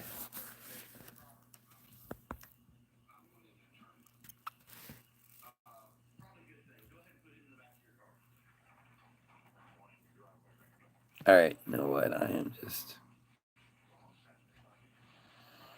Oh, I'm getting tired. Let's finish up this real quick. Corsair had little time to enjoy the property as he was put on trial for royal embezzlement and sentenced to exile, where he died in 1456. All of his property was confiscated by the crown. Funny how that works. Catherine de Medici and her son King Charles IX stayed at the chateau in September 1562. You would think it would still have to be pretty nice. Like, who was keeping it up? We just jumped 100 years. You know, what's his name died in 1456. The crown confiscated it. And then in 1562, King Charles IX and his mommy stayed there in September.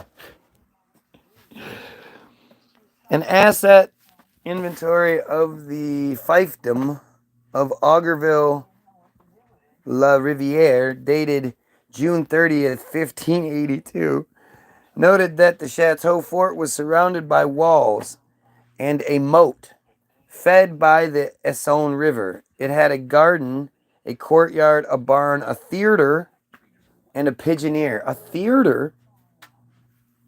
Why would it have a theater? What were they? What? After another period of abandonment. Who is building these buildings that are fucking this awesome? The chateau was sold for taxes on October 22nd, 1637. It went through another owner who began to restore it as a country house in 1644, but found it to be too large a task. It was bought in 1644 by Jean Préaut de Monterivelt, who had the facades of the chateau and apartments restored and added 2 detached wings, a new pigeonier, a new barn, and created a forecourt surrounded by estate buildings. Wow, that's amazing. So now we go from, that was 1644. So now it says later. We just jumped to later. One of the forecourt buildings of the chateau, a side gate and exterior wall. The chateau was auctioned off in 1825. So again, we just jump almost 200 years here. Yada yada. 200 years later, at that time it was described as having 46 rooms on 3 floors. So again, You're in the middle of the. Think about it. Think about how dark it would have to be on the second floor, like in the middle of the hallways where there's no light, no windows and shit can get to it. 46 rooms. 1825, 46 rooms. Can you imagine the staff it would take to keep that shit going? Why would you need that many rooms if you're just like one person, family, whatever? Why would you need all those rooms? For what? For all your stuff? The northern facade at the time was noted to have 30 windows overlooking the main courtyard. The estate was purchased by Antoine Pierre. There we go again.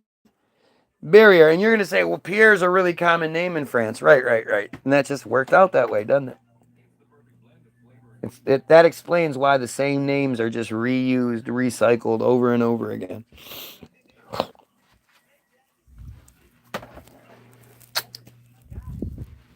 Advocate and counselor to the French Parliament. He spent much of his time restoring and expanding the property. His notable guests at the estate include I care about his guests. I don't care about the construction. Francois René de Chateaubriand. Oh, that's probably where the Chateaubriand came from. The recipe.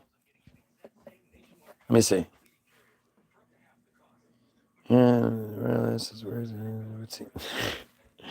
And of course, this is him looking all sullen in French with his giant head and his fucking hand in his coat. As always, they're always doing this. This is supposedly from the tens.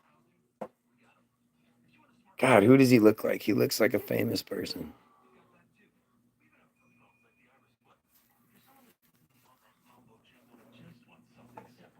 Well, this guy was big shit, boy.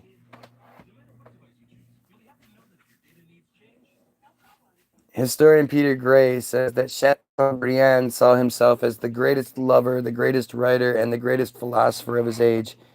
Gay states that Chateaubriand dominated the literary scene in France in the first half of the 19th century. So I guess it wasn't named after him. I mean, like, listen to this. So this guy, he's the French ambassador to the Papal States from January 4th to 1828 to August 8th, 1829. Then he's the Minister of Foreign Affairs from December 28th, 1822 to August 4th, 1824. Then he's the French ambassador to the United Kingdom from December 22nd, 1822 to December 28th, 1822. He was the French ambassador to the UK for 8 days, or 6 days. He's the French ambassador to Prussia from December 14th, 1821 to December 22nd, 1822. Like, he doesn't even have time in between. He's just one thing and then he's the next. The French ambassador to Sweden from now we have a cut in the dates. April 3rd, 1814 to September 26th, 1815. A member of the Académie Francaise, I don't know, 1811 to 1848. There's a lot of things. Writer, translator, diplomat. Awards: Legion of Honor, Order of the Holy Sepulchre, Order of the Saint Louis, Order of the Holy Spirit, Order of Saint Michael. He was a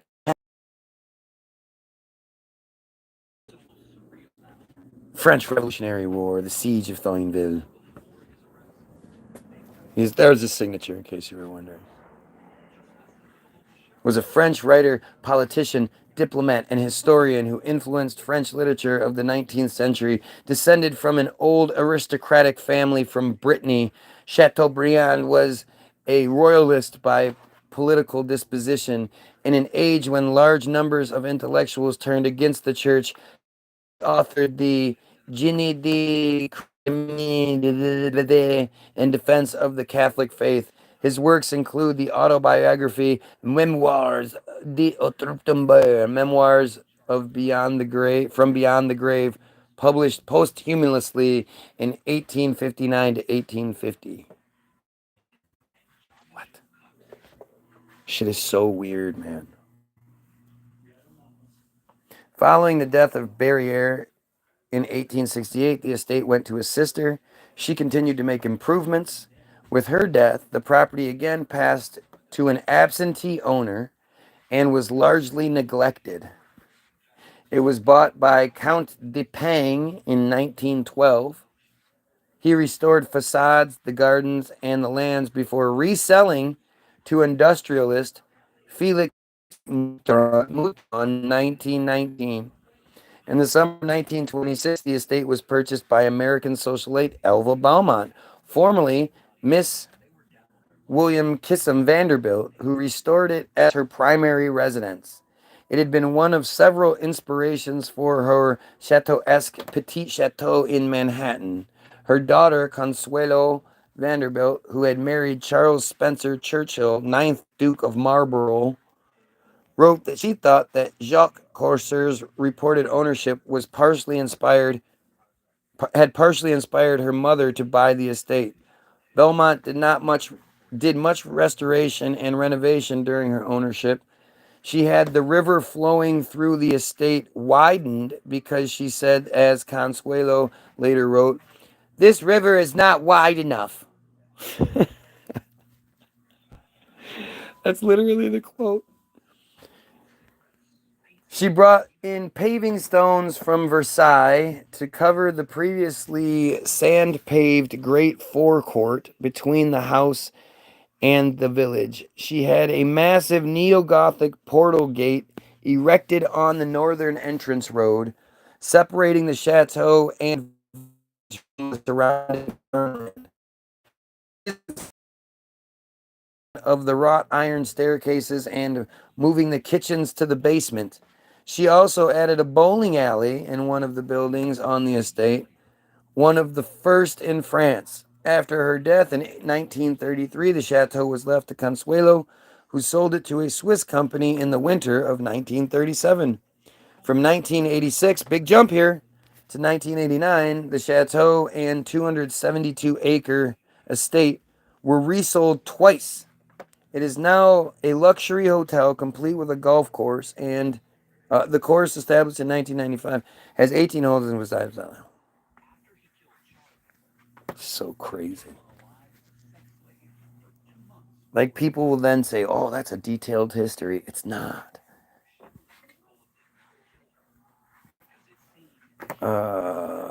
Sorry. Now we're back to the Marble House. I had to see what the Chateau Augerville was. She sold the house to Frederick H. Prince in 1932, less than a year before her death. For more than 30 years, the Prince family carefully occupied the house during Newport's summer season. During the summer season, they occupied it, taking special efforts to leave the vast majority of the interior intact as the Vanderbilts had originally intended. One notable event that occurred in the Marble House during the Prince family's residency was the famed Tiffany Ball in July 1957, sponsored by Company and held to benefit the relatively new Preservation Society of Newport County. Continuing late into the early morning hours, the ball welcomed internationally known guests, including Senator John F. Kennedy and his wife Jacqueline Bouvier Kennedy, Mr. and Mrs. E. Sheldon Whitehouse was an American diplomat who served as the U.S. Minister to Guatemala and U.S. Minister to Colombia. And his name happened to be fucking Edwin Sheldon Whitehouse? I mean, that's just convenient as fuck. Almost. Whitehouse was born on February 5th, 1883 in New York City. He was one of 5 children born to William Fitzhugh Whitehouse, 1842 to 1909, and New York lawyer Francis Sheldon, 1852 to 1944. The niece of William B. Ogden. Wonder if that's who made Ogden cards. Ogden's cards.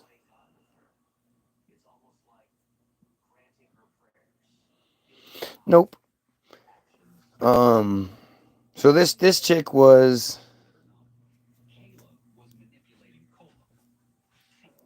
She was a lawyer. 1842 to 1909. She was a lawyer. Oh no, she was from 1850 to 1944. Wonder how she got educated to be a lawyer. That's right. The cracks have stories. Yeah. His brothers include Norman William B. Ogden, the first mayor of Chicago. His brothers include Norman Ogden Whitehouse, Henry John Whitehouse, and John Fitzhugh Whitehouse. His sister, Lily Whitehouse, was married to the honorary Charles Coventry, a British Army officer who was the second son of George Coventry, ninth Earl of Coventry. How do you see Julian Assange if you chose to look? Oh, Jesus Christ. Julian Assange is just controlled opposition. Julian Assange is something to scare people like me into, hey, this can happen to you. Look what we can do to him. This can happen to you. And if you look at the wiki dumps, if you look at the wiki dumps and when it took place, the the establishment, like the Trump establishment and all that ended up taking over, benefited tremendously from the wiki dumps. It wasn't like this scathing report against everything. It was against the system on its way out. And so you know they just distracted us with this hero complex bullshit. And the reality is, he said nothing new about Israel. Everything that was said about Israel was just the same old bullshit. There was nothing about Israel. Julian Assange is just fake. And really, I just saw this thing where they showed like a side view of him, and they compared it. And the guy that we see as Julian Assange isn't the guy that was originally Julian Assange. Doesn't really matter. Another sister was Frances Whitehouse, who married Baron Ramsay of Russia, a gentleman in waiting to the Tsar Nicholas to the Tsar Nicholas II of Russia in 1903. His paternal grandparents were Henry John Whitehouse, the second Episcopal Bishop of Illinois, and Evelina Harriet. Whitehouse was educated at Eton College, an English boarding school for boys in Eton near Windsor. He graduated from Yale University in 1905. Bet he was a skull and bonesman. And Cocker, Mary was the grand. This is just silly. In October 1920, Whitehouse was married to. He didn't marry her. He was married to Mary Cocker Alexander, 1895 to end. The daughter of Charles Beatty Alexander and Harriet Cocker Alexander. Mary was the goddaughter of railroad executive Charles Cocker. Mary's sister, Harriet Alexander, was married to Winthrop A. Eldridge, who was the CEO of Chase Bank and the U.S. ambassador to the United Kingdom. The Whitehouses had a home in Newport, Rhode Island, built by his father and known as the Eastbourne Lodge, an apartment at 1040 Fifth Avenue on the Upper East Side of New York City, and a large estate outside Tallahassee, Florida. Together, they were the parents of Charles Sheldon Whitehouse, the United States ambassador to Laos and Thailand, who was married to Molly Rand. After their divorce, he married Janet Ketchum Grayson. Like, this is just, it's like they have to just tie it all together. Okay, the Astors were at the party, and Count Anthony and Countess Sylvia Zibarzi of the Vanderbilt family. During their summer occupancies, to help preserve the integrity of Marble House's famed interior, the princes primarily resided in small housing, servant housing during the Vanderbilt's time. The people that owned it were so concerned with preserving the Vanderbilt legacy that they lived in the servant quarters.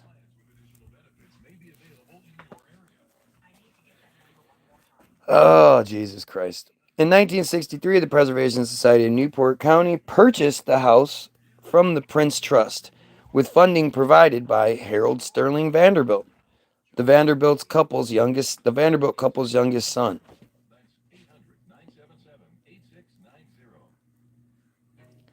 Okay. So now it's back in the Vanderbilt family. What? Through the Prince Trust, the Prince is so philanthropic, isn't it? Gosh, aren't they such good people? They probably helped out a lot of homeless and starving. I mean, back then orphans were just everywhere. I bet their house was just full of orphans, right? The mansion was added to the National Register of Historic Places on September 10th, 1971. The Department of Interior designed the Department of Interior designated it as a National Historic Landmark on February 17th, 2006. The Bellevue Avenue Historic District, which includes Marble House and many other historic Newport mansions, was added to the register on December 8th, 1972, and subsequently designated as a National Historic Landmark district on May 11th, 1976. Isn't it crazy how I'm looking up the history of this house? And this is the bullshit I get.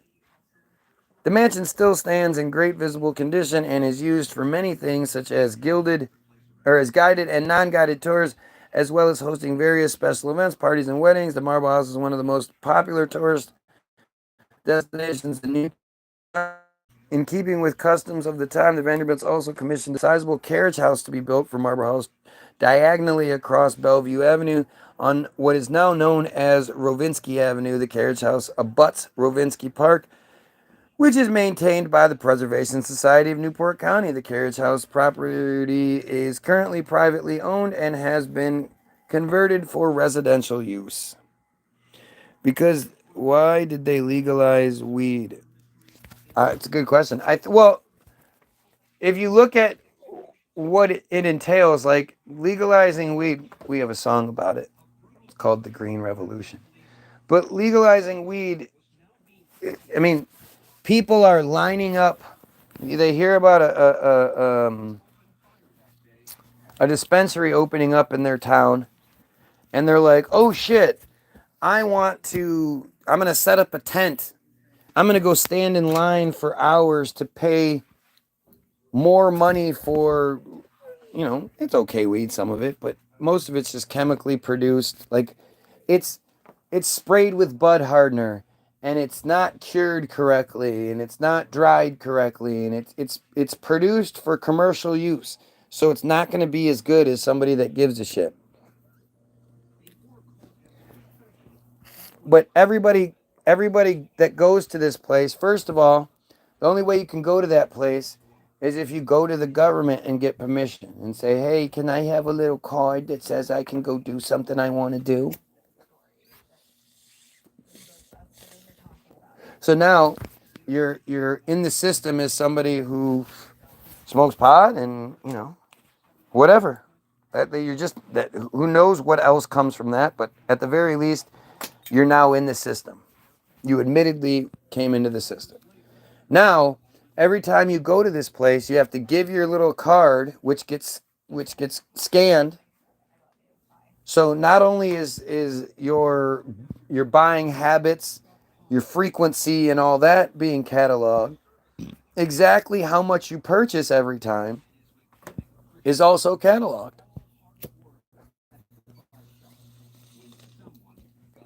You don't have to do all that shit to buy some beer, but I'll be damned if you want to smoke a joint. You gotta let the government know, and all your information has to be, you know. Imagine if they just decide that they want to, they're gonna, all of a sudden they make it illegal again, and everybody that they have all this information on, they want to take your kids out. Look, you're doing drugs. We see how much drugs you buy. This drugs on. We made this drugs again. We're gonna take your kids. I mean, there's a lot more to it, because the magazine that had the article in Silicon Valley Had men that looked like Julian Assange before he was famous. Dude, what are you talking about? White supremacy. Really, you are way out of date. Yep. Says the doofus with the MAGA hat. Ha! Uh, the white guy with the MAGA hat is denying racism exists. Is anyone surprised?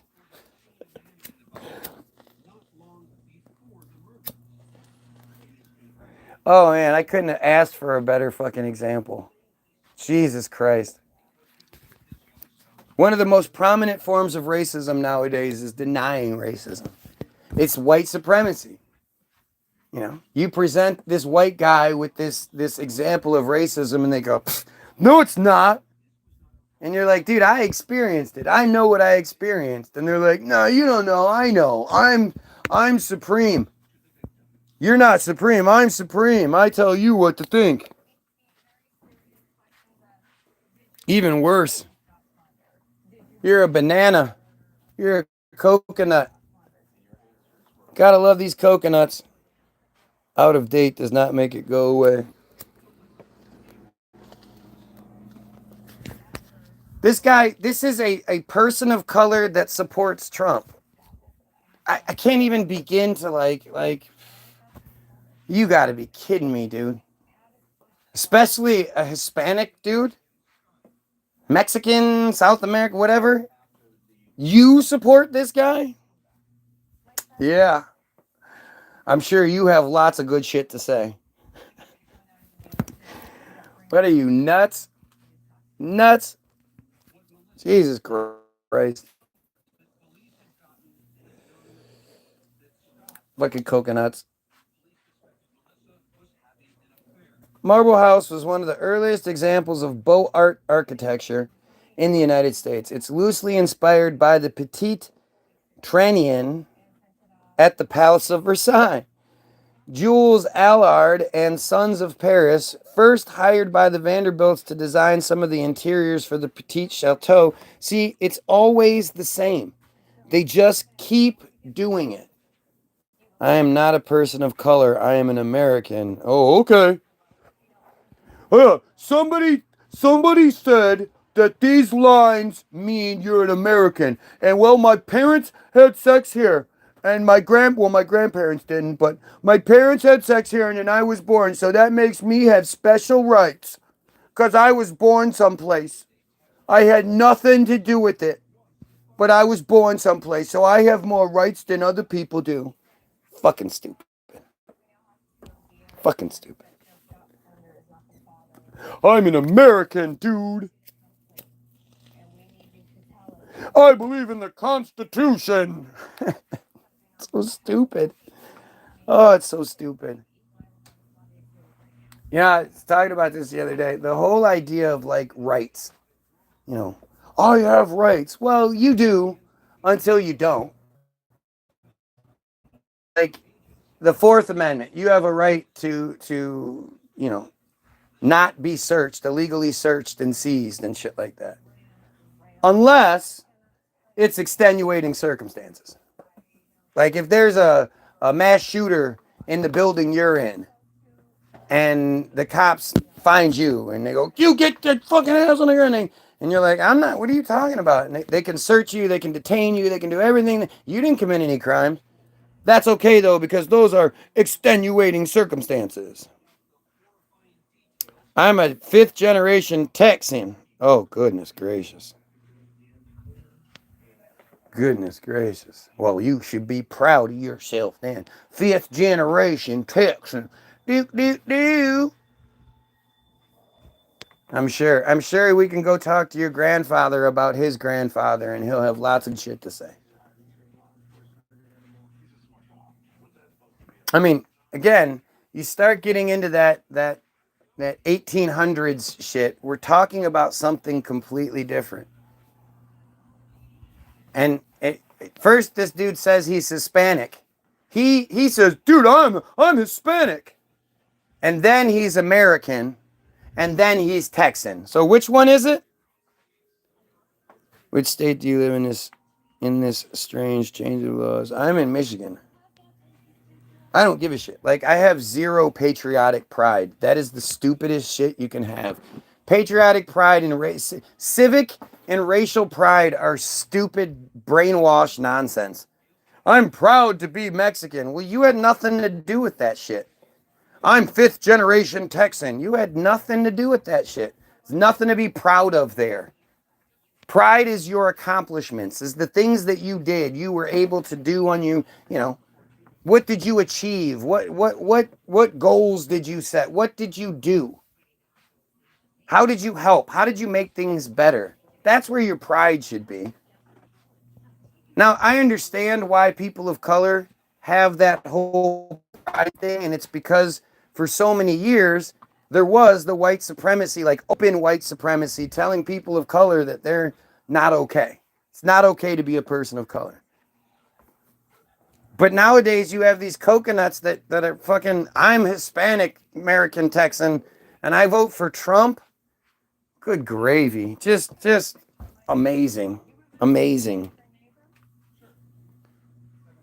So am I. We can talk. I'm in Grand Rapids. What? So then you're not even in Texas. Dude, you're not even a Texan. Proud to be an American. Why? What did you do? How did you earn that right? Like, the thing is, something none of you like talking about. There's a really good chance the guy that you think your grandfather is probably not your grandfather. You know, back in the 40s, 50s, 20s, whatever, they were fucking. That's what they were drinking and fucking, and after prohibition and then all, they were fucking. They weren't going to the make out points in their big, basically a king size bed on wheels. So they go to make out point and just kiss for a couple hours. No, they were fucking. That's why VD clinics were everywhere back then, because people were fucking like crazy. And there wasn't a Steve Wilkos, and there wasn't a testing thing, and we were all brainwashed into, if the girl says she's pregnant and it's yours, then you better marry her. Most of you don't, you don't even know. I'm still looking for freedoms. Let's talk. I'm a trucker. I am talking. You can chime in whenever you feel necessary. I mean, it's speaking of truckers, there's that whole convoy bullshit, that fake fucking bullshit story. You know, these Jews, it's all about the Jews. And see, the thing about your average Trump supporter is you're tricked into being an Israel supporter. Trump is the greatest friend Israel and the Israeli people have ever known, according to Netanyahu. And if you're an Israel supporter, you're a piece of shit. And there's no two ways around it. And you're foolish. Like, for me, I don't fall for either side. I think they're both Jew tricks. It's all just Jew nonsense to keep us believing we have some sort of control, some sort of vote, all that shit. But like it's amazing how Trump supporters just. Why are you a Trump supporter? Because there were no wars when Trump was president. Because of the economy. Because of the border. It's all just stupid nonsense. What are some plans Trump has? Oh, what do you mean plans? Trump, you support Biden. You support Harris. Is that what it is? Like, it's just silly. I do not like war for my own family reasons. I don't see, for me, again, this is part of that brainwashing. We've been convinced that unless it directly affects us, we shouldn't care. All right, that's not my business. I'm not even looking. I don't even want to know. I'm not going to be a part of that. And when it comes to the genocide that's happening right now, most of you have been brainwashed into thinking that the Middle East, that the Palestinians, well, those are just bad guy Muslims anyway. Not realizing that it's a lot of Christians that are being killed. But that even still, that shouldn't matter. Like the other day when Israel killed some 500 Lebanese in one of their strikes. I went outside and I felt like I could just feel it in the air. 500 people that were here earlier in the day aren't here anymore. Since October 7th of last year, well over 42,000 people aren't here anymore because of these psychopathic Israelis. And if you're if you're really focused on anything else, you're distracted. I do not. These idiot Trump supporters are they're all America first, America first, America first. We've given Israel $18 billion since last October 7th. Since October 7th, 2023. At least $18 billion. And that's money. That's not the military weaponry and the missiles and all that shit. We've literally given them just the $18 billion. And when you convert dollars to shekels, you got to multiply that by, so that's like 75 billion shekels. And we're just one of, several ATM machines that give Israel money. Canada, Australia, the UK, and a whole bunch of other little shit countries we don't even know of, funneling money into Israel. There are American troops, tons of American troops are over there right now, and at some point they're going to die. There's going to be a large population of American casualties.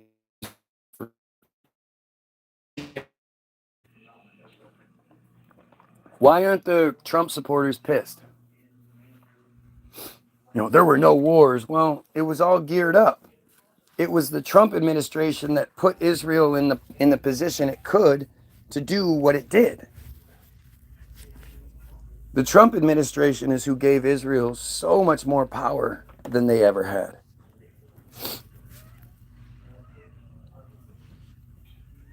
So this is I'd love to hear about from these Trump supporters, but I'm never going to because they're fucking dumb. They're dumb. They don't even know what they're talking about. This guy said he's Hispanic, then makes a point to be like, no, I'm an American, dude. I'm not a person of color, I'm American. You just said you were Hispanic. Then says I'm a fifth generation Texan. Then says I'm in Grand Rapids, Michigan. What the fuck just happened? Guilt trip news. Yeah. It's they control it. They control the news. They control all of that shit. So, of course. Man, I have been on this shit for way too long. I can't believe I'm still doing this. I gotta go.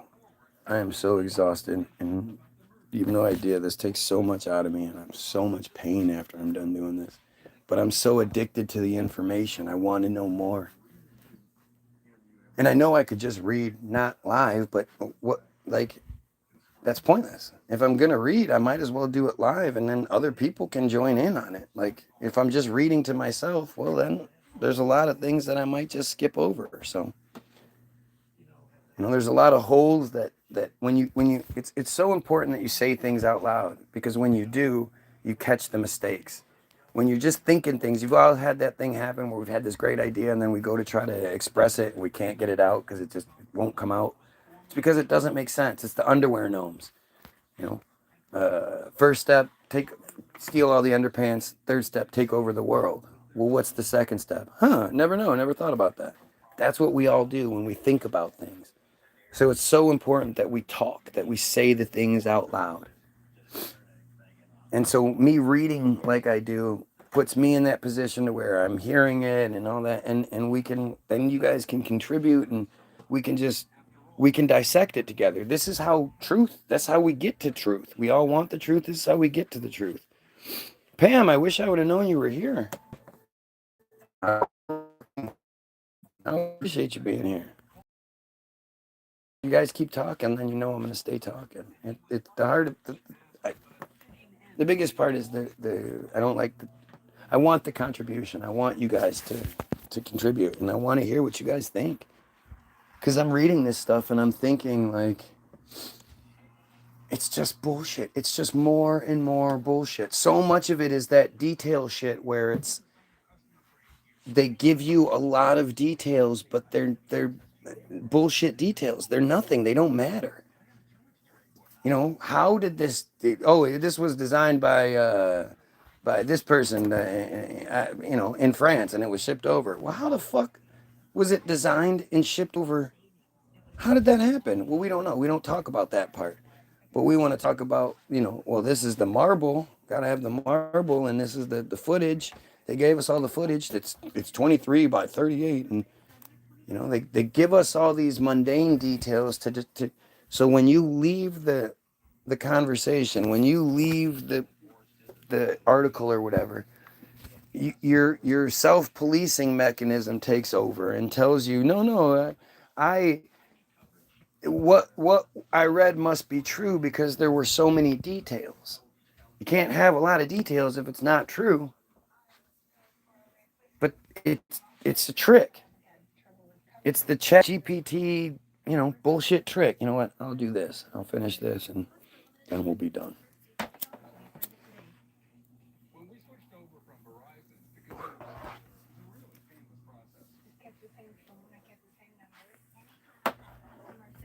You know, this is how we have to do things. We have to work together to dissect and debunk the truth.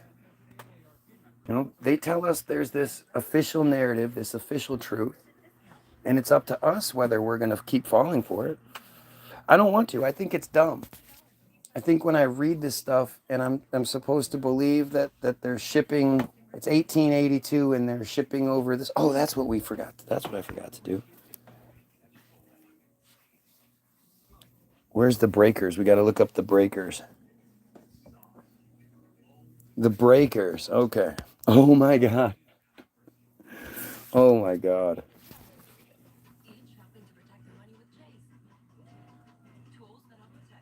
That's the breakers.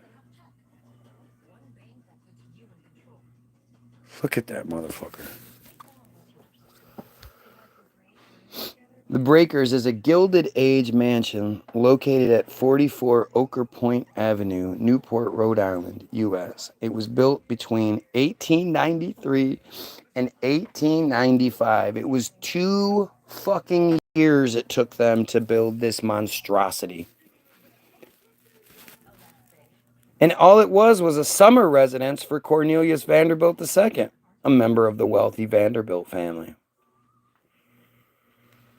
This is where it's located. You know, they were just bringing in all those materials, just shipping them all around and shit. You know, why not? This says it was built in 1895. It doesn't even give the hyphenated built from to. It's just built in 1895.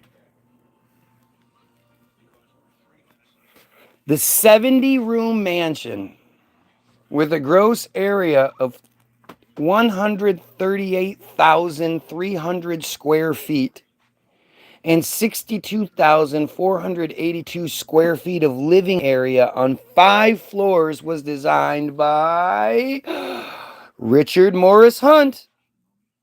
How about the prison near Jackson, Michigan that looks like a castle? You know what? I've never actually seen Jackson Prison. Now that you mention it, I don't know about that. I'll have to look it up. Okay, so we have Richard Morris Hunt again. So this guy is just building all of these houses. He's just designing and building all of these houses within this small time frame. This like, you know, 10 years. With the interior was designed by Jules Allard and Son and Ogden Codman Jr. So we have two of the 3 people were in the other 2 stories. The Oker Point Avenue entrance is marked by a Baroque forged wrought iron gate, and the 30-foot high walkway gates are part of a 12-foot high limestone and iron fence that borders the property on all but the ocean side. The footprint of the house covers approximately 1 acre or 43,000 square feet of the 14-acre estate on the cliffs overlooking Eastern Bay of the Atlantic Ocean. The house was added to the National Register, blah, blah, blah, blah. Cornelius Vanderbilt purchased the grounds in 1885 for $450,000, equivalent to $15.3 million in 2023. Remember, in 1883, to open up the Vanderbilt house in New York, they had a $3 million party. The previous... Was this destroyed by fire? The previous mansion on the property was owned by Pierre Lorillard IV. It burned on November 25th, 1892. There you go. We have a fire, ladies and gentlemen. And Vanderbilt commissioned famed architect Richard Morris Hunt to rebuild it in splendor. Vanderbilt insisted that the building be made as fireproof as possible, resulting in a structure composed of masonry and steel trusses with no wooden parts.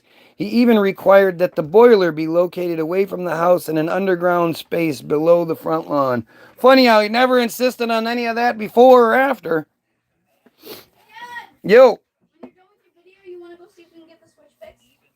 Yeah, without the car. Using marble imported from Italy and Africa. Why not? Imported African marble in 1893. Easy to do in 2 years. And rare woods. I thought we didn't have woods. And mosaics from countries around the world. It also included architectural elements purchased from chateaux in France. There's one of those mistakes that's so commonplace. Not a chateau in France, but such as from chateau in France. Such as the library mantle. Yeah. I mean, you can build all the rest of it, but get your library mantle from a random chateau in France that you know about. Fuck yeah, makes sense. Expansion was finally finished in 1892. The breakers, so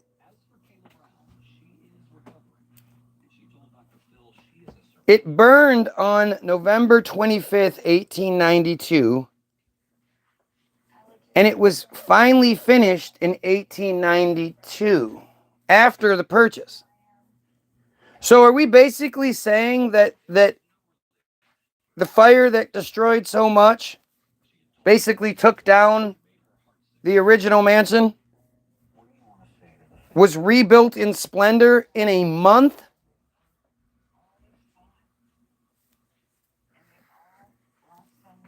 Am I missing something? Is my math off here? It burned on November 25th, 1892, and Vanderbilt commissioned famed architect Richard Morris to rebuild it in splendor.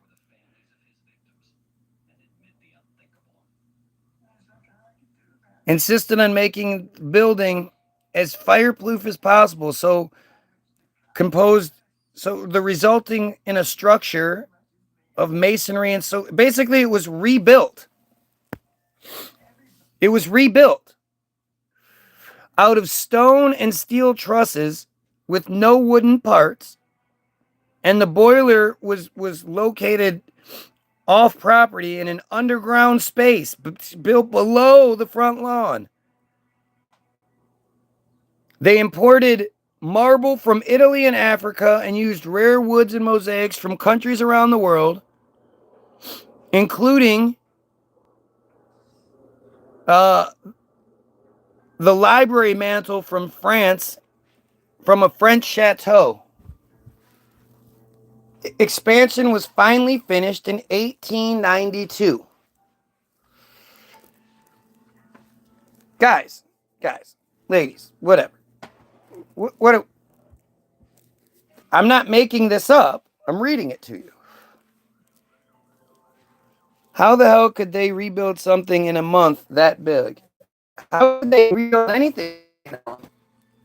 1890. There's no. This is still pre-power tools. Power tools were invented in 1895.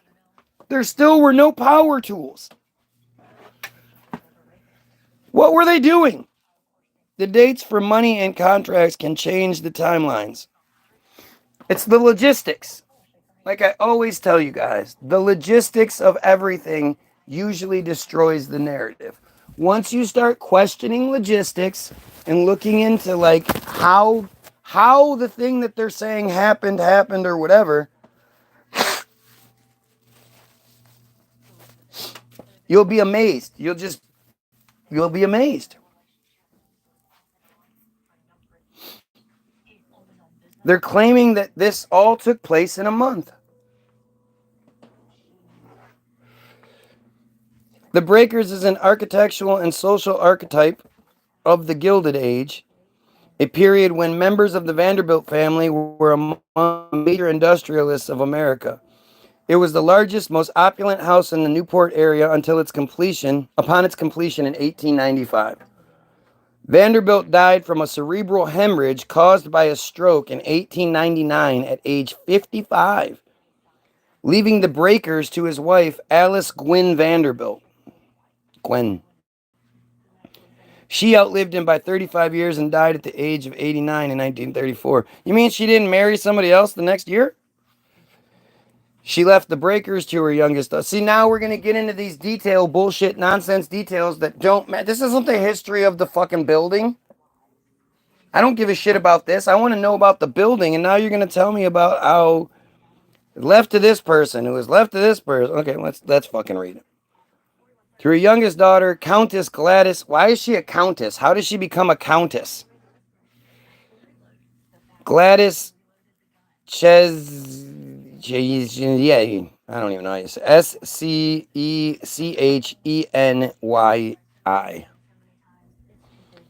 1886 to 1965. Essentially because Gladys lacked American property. In addition, her children were interested in the property while Gladys had always loved the estate. The biggest, most opulent house in Newport, none of the other children were interested in it. 1948, Gladys leased the high-maintenance property to the Preservation Society of New York, of Newport County, for $1 per year. Jesus, do you know how many times that story is presented to us regarding these old buildings and shit? The Preservation Society bought the Breakers and approximately 90% of its furnishings in 1972 for $365,000, for less money than it cost initially. It's only $2.66 million in 2023. We're talking about an irreplaceable fortune. Literally, most of its furnishings and shit, these are all millions and millions of dollars worth of stuff inside this house. Plus, this house and all its property is worth millions and millions of dollars. And they got it for $365,000. We should be looking into the Preservation Society and see who the fuck that is.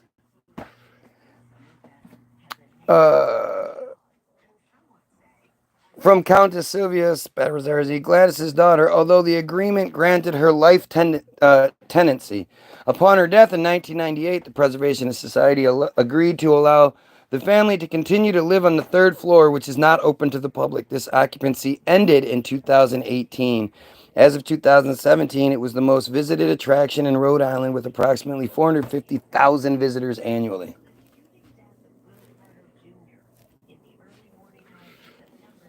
The building's exterior. Yep.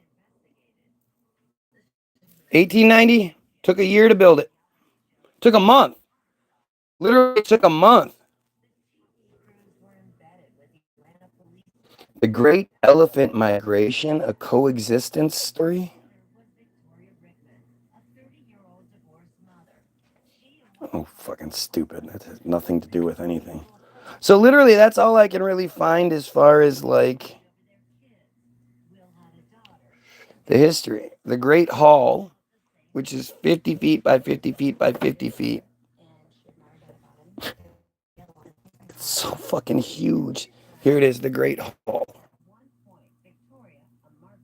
1890, 1 month. Over each of the 6 doors that lead from the Great Hall are limestone figure groups celebrating humanity's progress in art, science, and industry. Galileo representing science, Dante representing literature, Apollo representing the arts, Mercury representing speed and commerce, Richard Morris Hunt representing architecture, and Carl Bitter representing sculpture. This is insane. Mrs. Cornelius Vanderbilt, Alice Claypool Vanderbilt, and her daughters Gladys Vanderbilt Chesney and Gertrude Vanderbilt Whitney having tea in the library at the Breakers, Newport, Rhode Island. William Bruce Ellis Rankin, 1932. Couldn't get a better painter, huh? But the thing is, that's what it looks like today, even with the same green furniture and everything. Yeah, 1893, built in a month.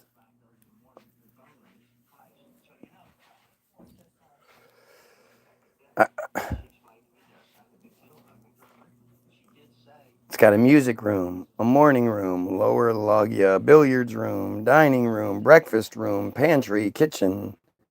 Second floor, Mrs. Vanderbilt's bedroom.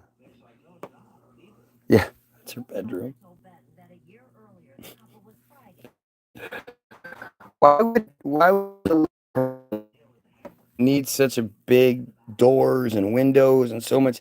It's almost like much bigger people lived here initially. More, I guess I gotta do something else. Dukedom is a word. It's fucking nuts. This is nuts. Anyway, like I said, I've been doing this for so long, but isn't it just so interesting? So hard to walk away because it's so interesting how we're just lied to see through it. It's not interesting what we're being told. It's interesting how much of an obvious lie it is. Anyway, you guys have a great day. Pedophiles, kill yourself. Are you done, Dad?